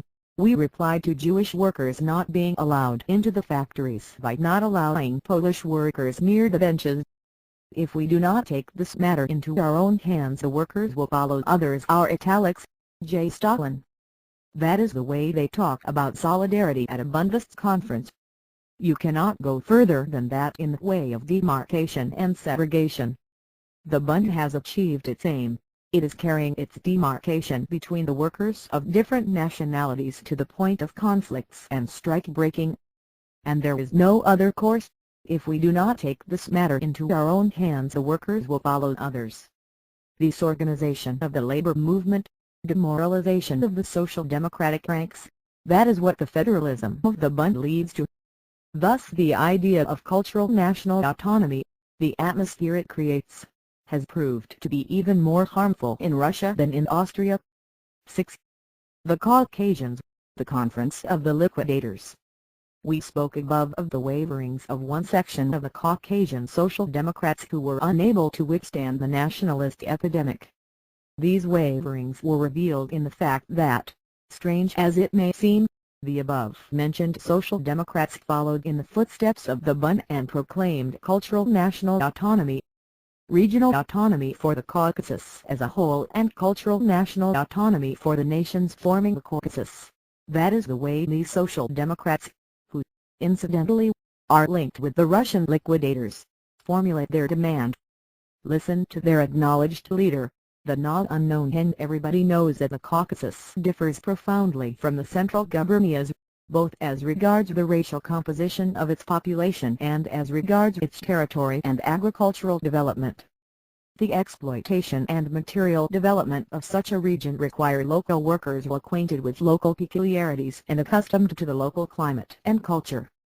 All laws designed to further the exploitation of the local territory should be issued locally and put into effect by local forces. Consequently, the jurisdiction of the central organ of Caucasian self-government should extend to legislation on local questions. Hence, the functions of the Caucasian Center should consist in the passing of laws designed to further the economic exploitation of the local territory and the material prosperity of the region. Footnote 33. Thus, regional autonomy for the Caucasus. If we abstract ourselves from the rather confused and incoherent arguments of N., it must be admitted that his conclusion is correct.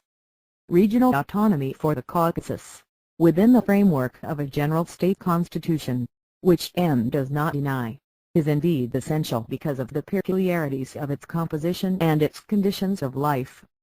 This was also acknowledged by the Russian Social Democratic Party, which at its second Congress proclaimed regional self-government for those border regions which in respect of their conditions of life and the composition of their population differ from the regions of Russia proper.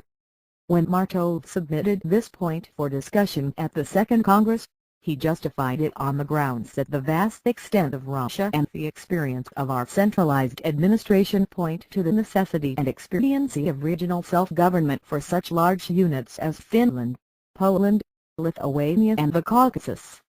But it follows that regional self-government is to be interpreted as a regional autonomy. But Hen goes further. According to him, regional autonomy for the Caucasus covers only one aspect of the question. So far we have spoken only of the material development of local life. But the economic development of a region is facilitated not only by economic activity but also by spiritual, cultural activity. A culturally strong nation is strong also in the economic sphere. But the cultural development of nations is possible only in the national languages. Consequently, all questions connected with the native language are questions of national culture. Such are the questions of education, the judicature, the church, literature, art, science, the theater, etc. If the material development of a region unites nations, matters of national culture disunite them and place each in a separate sphere. Activities of the former kind are associated with a definite territory. This is not the case with matters of national culture. These are associated not with a definite territory but with the existence of a definite nation. The fate of the Georgian language interests the Georgian, no matter where he lives.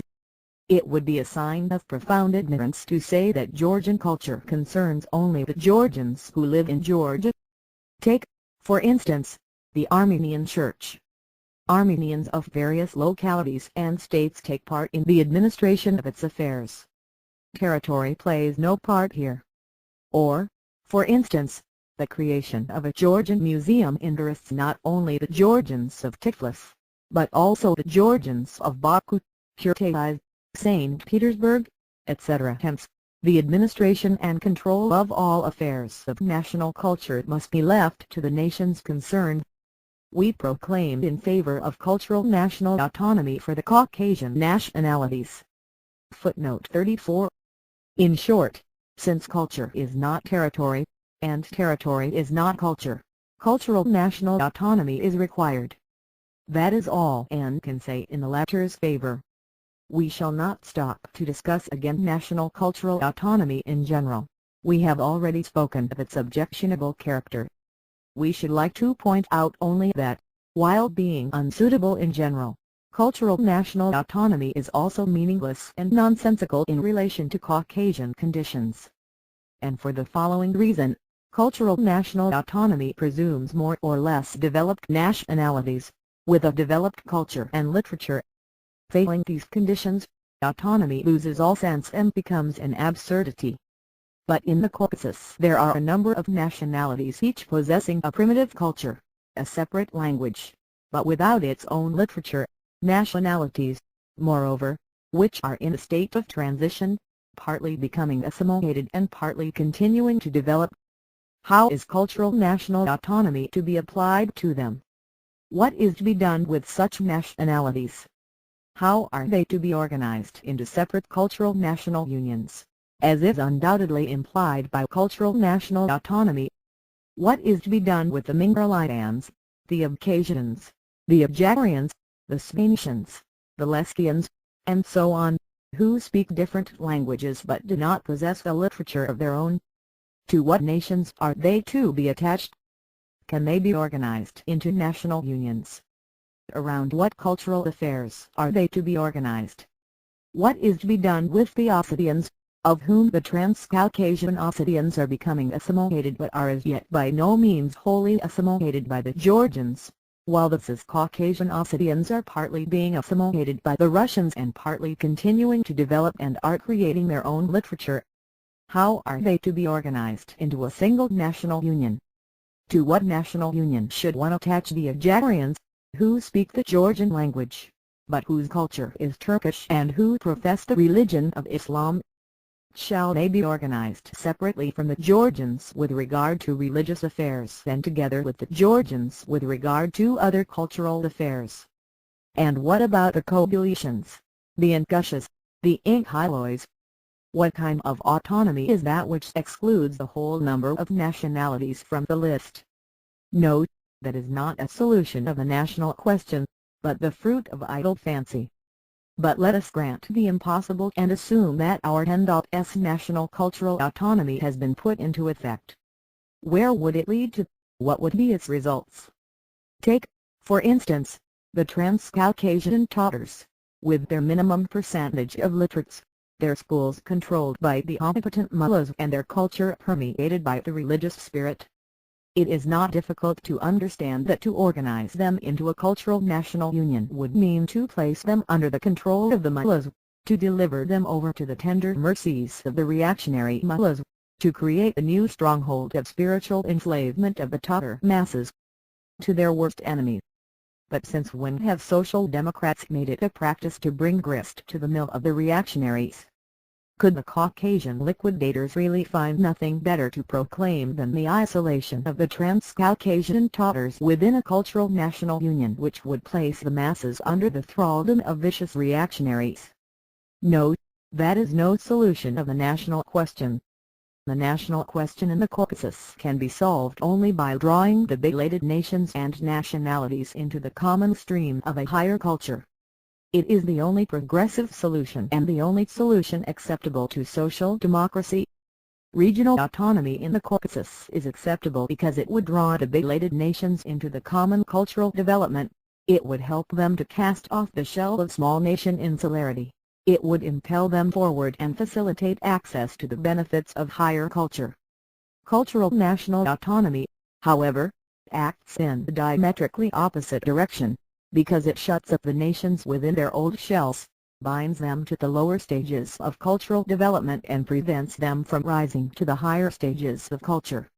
In this way national autonomy counteracts the beneficial aspects of regional autonomy and nullifies it. That is why the mixed type of autonomy which combines national cultural autonomy and regional autonomy as proposed by M is also unsuitable.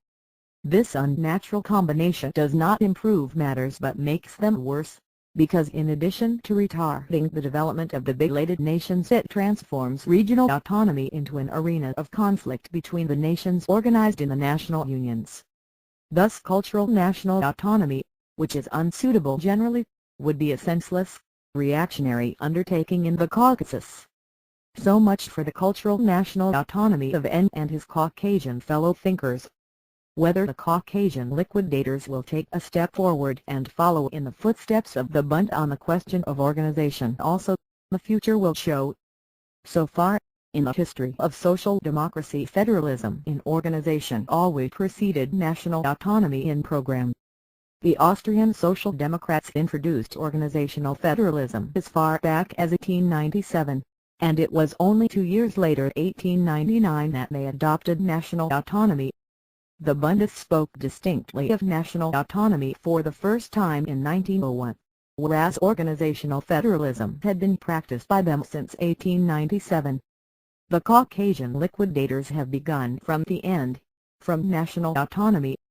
If they continue to follow in the footsteps of the Bund they will first have to demolish the whole existing organizational edifice, which was erected at the end of the 90s on the basis of internationalism. But, easy though it was to adopt national autonomy, which is still not understood by the workers, it will be difficult to demolish an edifice which it has taken years to build and which has been raised and cherished by the workers of all the nationalities of the Caucasus. This illustration undertaking has only to be begun and the eyes of the workers will be opened to the nationalist character of cultural national autonomy. While the Caucasians are settling the national question in the usual manner, by means of verbal and written discussion, the All-Russian Conference of the Liquidators has invented the most unusual method. It is a simple and easy method. Listen to this. Having heard the communication of the Caucasian delegation to the effect that it is necessary to demand national cultural autonomy, this conference, while expressing no opinion on the merits of this demand, declares that such an interpretation of the clause of the program which recognizes the right of every nationality to self-determination does not contradict the precise meaning of the program. Thus, first of all they express no opinion on the merits of the question, and then they declare an original method. And what does this original conference declare? That the demand for national cultural autonomy does not contradict the precise meaning of the program, which recognizes the right of nations to self-determination. Let us examine this proposition. The clause on self-determination speaks of the rights of nations. According to this clause, nations have the right not only of autonomy but also of secession. It is a question of political self-determination. Whom did the liquidators want to fool when they endeavored to misinterpret this right of nations to political self-determination, which has long been recognized by the whole of international social democracy? Or perhaps the liquidators will try to wriggle out of the situation and defend themselves by the sophism that cultural national autonomy does not contradict the rights of nations.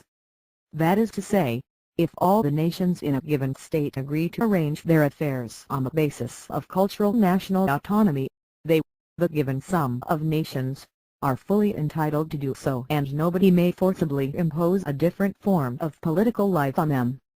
This is both new and clever. Should it not be added that, speaking generally, the nation has the right to abolish its own constitution, replace it by a system of tyranny and revert to the old order on the grounds that the nation, and the nation alone, has the right to determine its own destiny? We repeat, in this sense, neither cultural national autonomy nor any other kind of nationalist reaction contradicts the rights of nations. Is that what the esteemed conference wanted to say? No, not that. It specifically says that cultural national autonomy does not contradict, not the rights of nations, but the precise meaning of the program.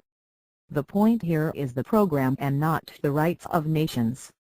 And that is quite understandable. If it were some nation that addressed itself to the conference of liquidators, the conference might have directly declared that the nation has a right to cultural national autonomy. But it was not the nation that addressed itself to the conference, but a delegation of Caucasian Social Democrats, bad Social Democrats, it is true, but Social Democrats nevertheless. And they inquired not about the rights of nations, but whether cultural national autonomy contradicted the principles of social democracy, whether it did not contradict the precise meaning of the program of social democracy. Thus, the rights of nations and the precise meaning of the program of social democracy are not one and the same thing. Evidently, there are demands which, while they do not contradict the rights of nations, may yet contradict the precise meaning of the program. For example, the program of the Social Democrats contains a clause on freedom of religion.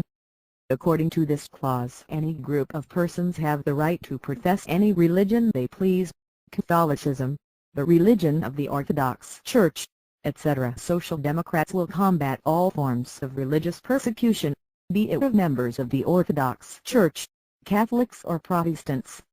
Does this mean that Catholicism, Protestantism, etc., do not contradict the precise meaning of the program? No, it does not. Social Democrats will always protest against persecution of Catholicism or Protestantism. They will always defend the right of nations to profess any religion they please, but at the same time, on the basis of a correct understanding of the interests of the proletariat, they will carry on agitation against Catholicism, Protestantism, and the religion of the Orthodox Church in order to achieve the triumph of the socialist world outlook. And they will do so just because there is no doubt that Protestantism, Catholicism, the religion of the Orthodox Church, etc., contradict the precise meaning of the program, i.e., the correctly understood interests of the proletariat. The same must be said of self-determination. Nations have a right to arrange their affairs as they please. They have a right to preserve any of their national institutions, whether beneficial or harmful. Nobody has a right to forcibly interfere in the life of a nation. but that does not mean that social democracy will not combat and agitate against the harmful institutions of nations and against the inexpedient demands of nations. On the contrary, it is the duty of social democracy to conduct such agitation and to endeavor to influence the will of nations so that the nations may arrange their affairs in the way that will best correspond to the interests of the proletariat. For this reason social democracy, while fighting for the right of nations to self-determination, will at the same time agitate, for instance, against the secession of the Tatars, or against cultural national autonomy for the Caucasian nations, for both, while not contradicting the rights of these nations, do contradict the precise meaning of the program, i.e., the interests of the Caucasian proletariat. Obviously, the rights of nations and the precise meaning of the program are on two entirely different planes. Whereas the precise meaning of the program expresses the interests of the proletariat, as scientifically formulated in the program of the latter, the rights of nations may express the interests of any class, bourgeoisie, aristocracy, clergy, etc., depending on the strength and influence of these classes. On the one hand are the duties of Marxists, on the other the rights of nations, which consist of various classes. The rights of nations and the principles of social democracy may or may not contradict each other, just as, say, the pyramid of Cheops may or may not contradict the famous conference of the liquidators. They are simply not comparable.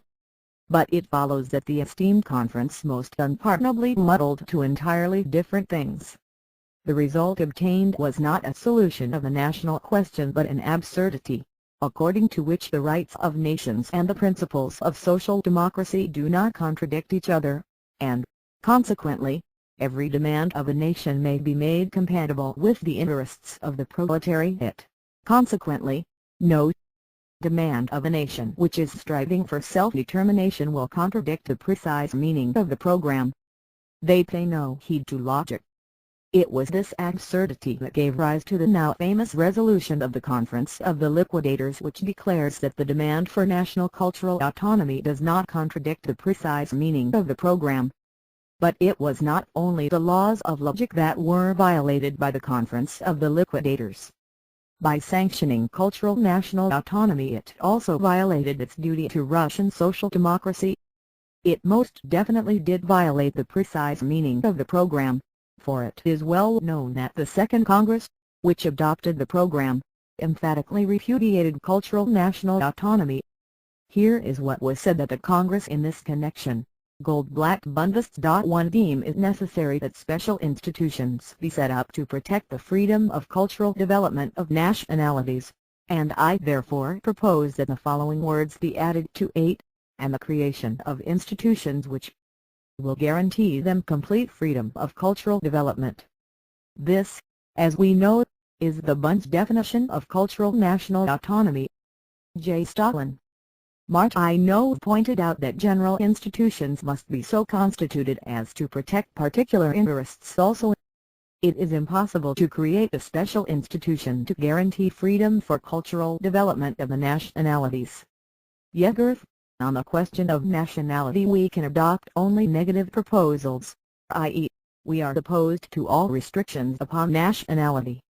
But we, as social democrats, are not concerned with whether any particular nationality will develop as such.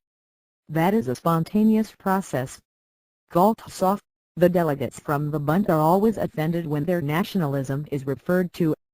Yet the amendment proposed by the delegate from the Bund is of a purely nationalist character. We are asked to take purely offensive measures in order to support even nationalities that are dying out.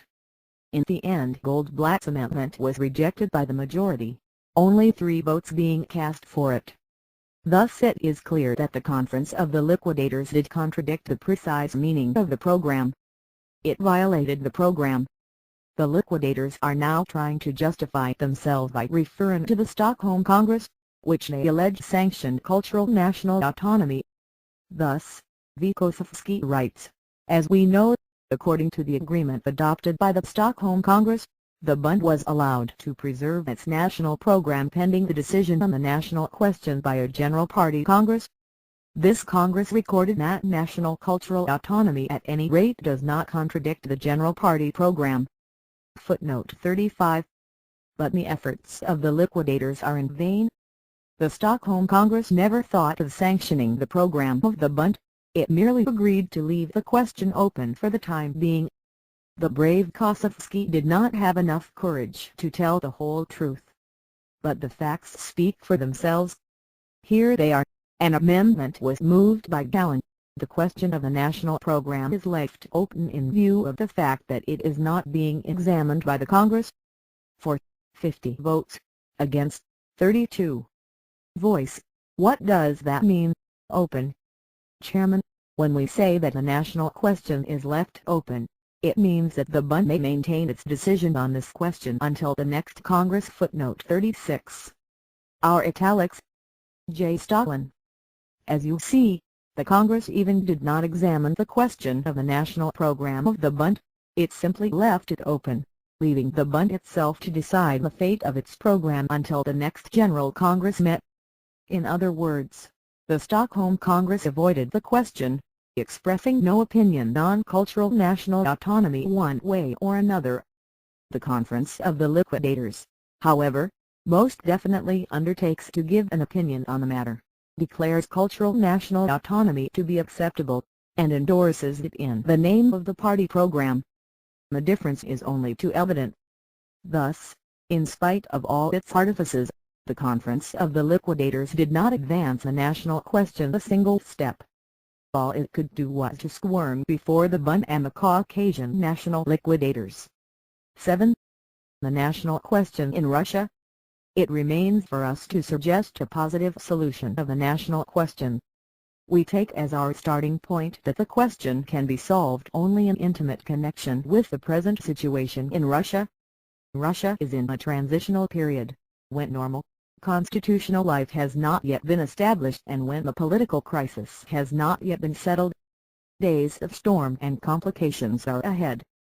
And this gives rise to the movement, the present and the future movement, the aim of which is to achieve complete democratization.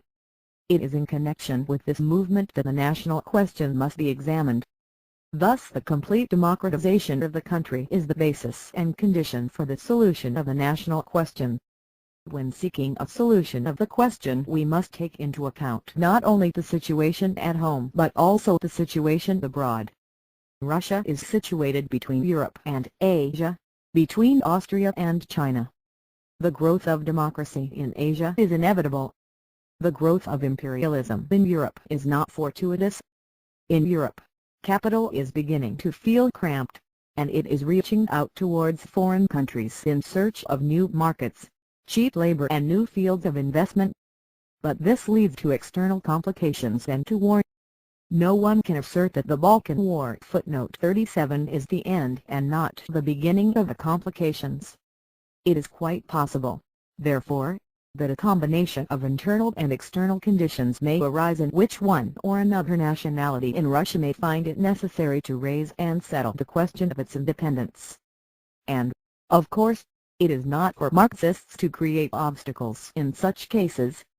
But it follows that Russian Marxists cannot dispense with the right of nations to self-determination. Thus, the right of self-determination is an essential element in the solution of the national question. Further, what must be our attitude towards nations which for one reason or another will prefer to remain within the framework of the whole? We have seen that cultural national autonomy is unsuitable.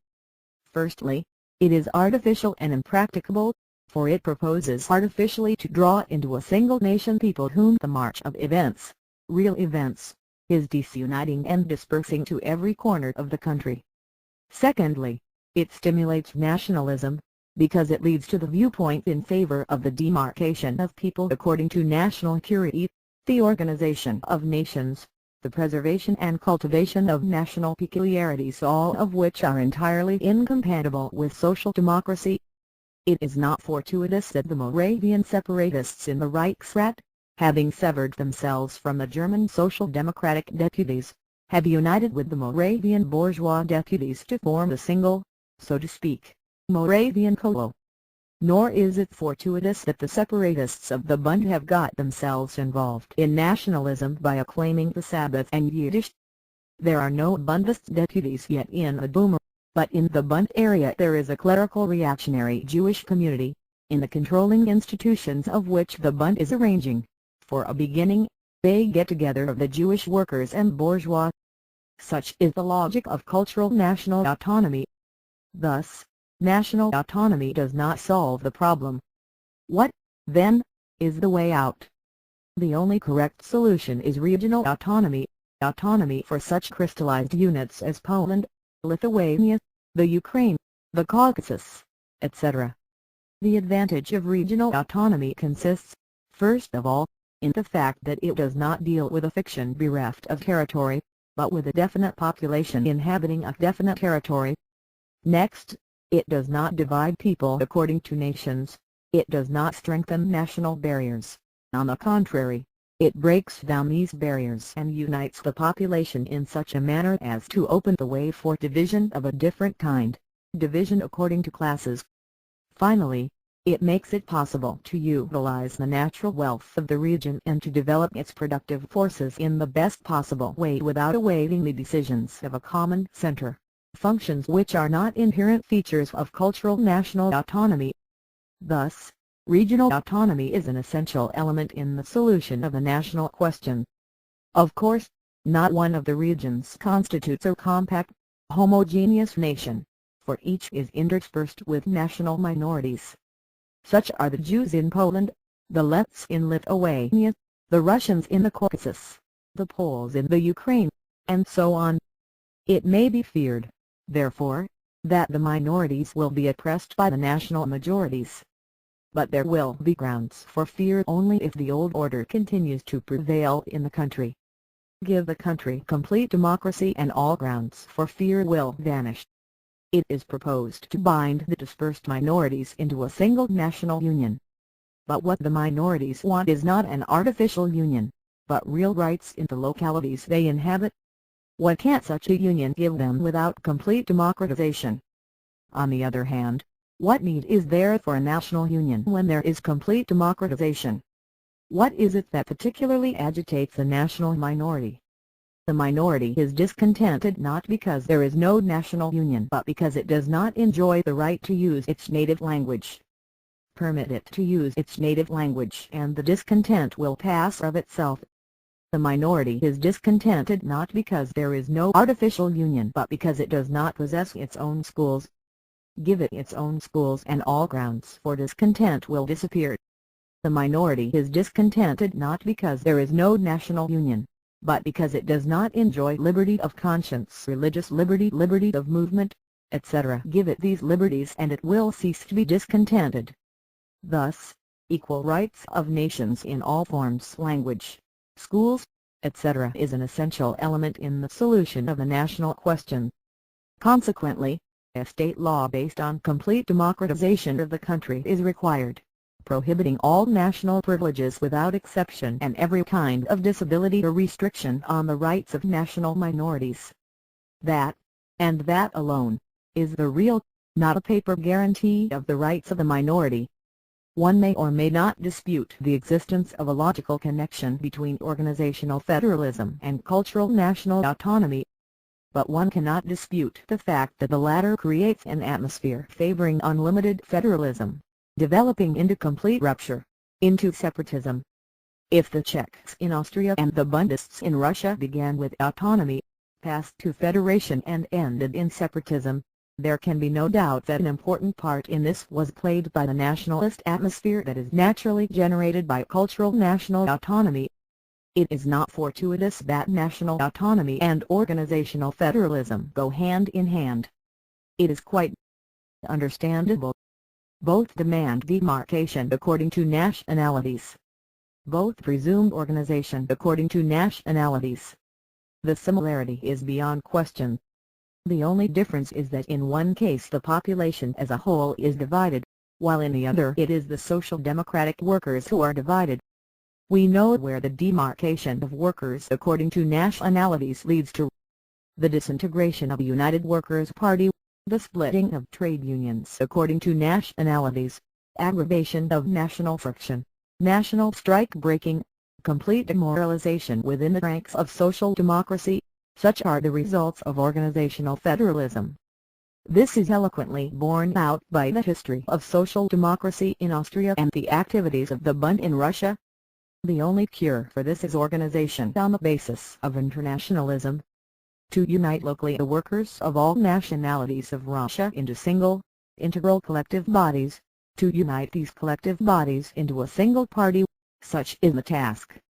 It goes without saying that a party structure of this kind does not preclude, but on the contrary presumes, wide autonomy for the regions within a single integral party. The experience of the Caucasus proves the expediency of this type of organization. If the Caucasians have succeeded in overcoming the national friction between the Armenian and Tatar workers, if they have succeeded in safeguarding the population against the possibility of massacres and shooting affrays, if in Baku, that kaleidoscope of national groups, national conflicts are now no longer possible, and if it has been possible to draw the workers there into the single current of a powerful movement, then the international structure of the Caucasian social democracy was not the least factor in bringing this about. The type of organization influences not only practical work. It stamps an indelible impress on the whole mental life of the worker. The worker lives the life of his organization, which stimulates his intellectual growth and educates him. And thus, acting within his organization and continually meeting their comrades from other nationalities, and side by side with them waging a common struggle under the leadership of a common collective body, he becomes deeply imbued with the idea that workers are primarily members of one class family, members of the United Army of Socialism. And this cannot but have a tremendous educational value for large sections of the working class. Therefore, the international type of organization serves as a school of fraternal sentiments and is a tremendous agitational factor on behalf of internationalism. But this is not the case with an organization on the basis of nationalities. When the workers are organized according to nationality, they isolate themselves within their national shells, fenced off from each other by organizational barriers. The stress is laid not on what is common to the workers but on what distinguishes them from each other. In this type of organization the worker is primarily a member of his nation, the Jew, the Pole, and so on. It is not surprising that national federalism in organization inculcates in the workers a spirit of national seclusion. Therefore, the national type of organization is a school of national narrow-mindedness and stagnation. Thus we are confronted by two fundamentally different types of organization, the type based on international solidarity and the type based on the organizational demarcation of the workers according to nationalities. Attempts to reconcile these two types have so far been vain. The compromise rules of the Austrian Social Democratic Party drawn up in Wittenberg in 1897 were left hanging in the air. The Austrian party fell to pieces and dragged the trade unions with it. Compromise proved to be not only utopian, but harmful. Strasser is right when he says that separatism achieved its first triumph at the Wittenberg Party Congress. Footnote 38. The same is true in Russia. The compromise with the federalism of the Bund which took place at the Stockholm Congress ended in a complete fiasco. The Bund violated the Stockholm Compromise. Ever since the Stockholm Congress the Bund has been an obstacle in the way of union of the workers locally in a single organization, which would include workers of all nationalities.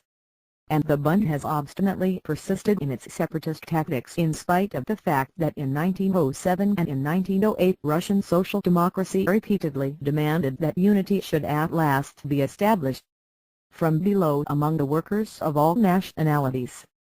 Footnote 39. The Bund, which began with organizational national autonomy, in fact passed to federalism, only to end in complete rupture, separatism, and by breaking with the Russian Social Democratic Party it caused disharmony and disorganization in the ranks of the latter. Let us recall the J.G. Alone affair. Footnote 40 for instance.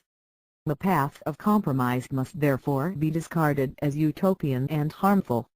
One thing or the other, either the federalism of the Bund, in which case the Russian Social Democratic Party must reform itself on a basis of demarcation of the workers according to nationalities, or an international type of organization, in which case the Bund must reform itself on a basis of territorial autonomy after the pattern of the Caucasian, Lettish and Polish social democracies, and thus make possible the direct union of the Jewish workers with the workers of the other nationalities of Russia. There is no middle course. Principles triumph, they do not compromise. Thus, the principle of international solidarity of the workers is an essential element in the solution of the national question. Vienna, January 1913. Stalin. Notes. 1. Zionism, the reactionary nationalist trend of the Jewish bourgeoisie, which had followers along the intellectuals and the more backward sections of the Jewish workers. The Zionists endeavored to isolate the Jewish working class masses from the general struggle of the proletariat. 2. See Report of the 9th Conference of the Bund. 3. See Announcement of the August Conference. 4. See Announcement of the August Conference. 5. C. R. Springer, The National Problem, Pobishchestvenia Balsa Publishing House, 1909, page 43. 6. C. O. Bowers, The National Question and Social Democracy, Serp Publishing House, 1909. 7. See His Der Arbeiter und die Nation, 1912. 8. South Slav Social Democracy operates in the southern part of Austria. 9. C. V. Kosovsky, Problems of Nationality, 1907. 10. The Brunn Party Tag, or Congress, of the Austrian Social Democratic Party was held on September 24–29, 1899. The resolution on the national question adopted by this Congress is quoted by J. V. Stalin in the chapter IV, Cultural National Autonomy. 11. C. Springer, The National Problem. 12. C. Bowers, The National Question and Social Democracy. 13. Thank God we have no parliament here. The words uttered by V. Kokovtsev, Tsarist Minister of Finance, later Prime Minister in the State Duma on April 24, 1908. 14. The representatives of the South Slav Social Democratic Party also voted for it. See Discussion of the National Question at the Brunn Congress, 1906. 15. In M. Padnin's Russian translation, see his translation of Bauer's book National Individualities is given in place of National Peculiarities. Padnin translated this passage incorrectly. The word individuality is not in the German text, which speaks of Nationalen Eigenart, i.e., peculiarities, which is far from being the same thing. 16. Der Handlungsentwurf Sampartietages in Brunn, 1899. 17. See Proceedings of the Brunn Social Democratic Party Congress. 18. See Chapter 2 of the Manifesto of the Communist Party by Karl Marx and Friedrich Engels. 19. The Vienna Congress or Wimberg Congress, after the name of the hotel in which the meeting of the Austrian Social Democratic Party was held June 6–12, 1897. 20. C. K. Marx, The Jewish Question, 1906. 21. The reference is to an article by Karl Marx entitled Zur Judenfrage, The Jewish Question, published in 1844 in the Deutsche Französische. 22. C. K. Kautsky, The Kitchener Apogrom and the Jewish Question, 1903. 23. C. Forms of the National Movement, etc., edited by Kostoyansky. 24. C. Minutes of the Second Congress. 25. The 8th Congress of the Bund was held in September 1910 in Lvov. 26. Report of the 8th Conference of the Bund, 1911, page 62. 27. See National Sortian, number 9–10, 1912, page 120. 28. In an article entitled Another Splitter Conference, published in the newspaper Zaporozhye, October 2, 1912.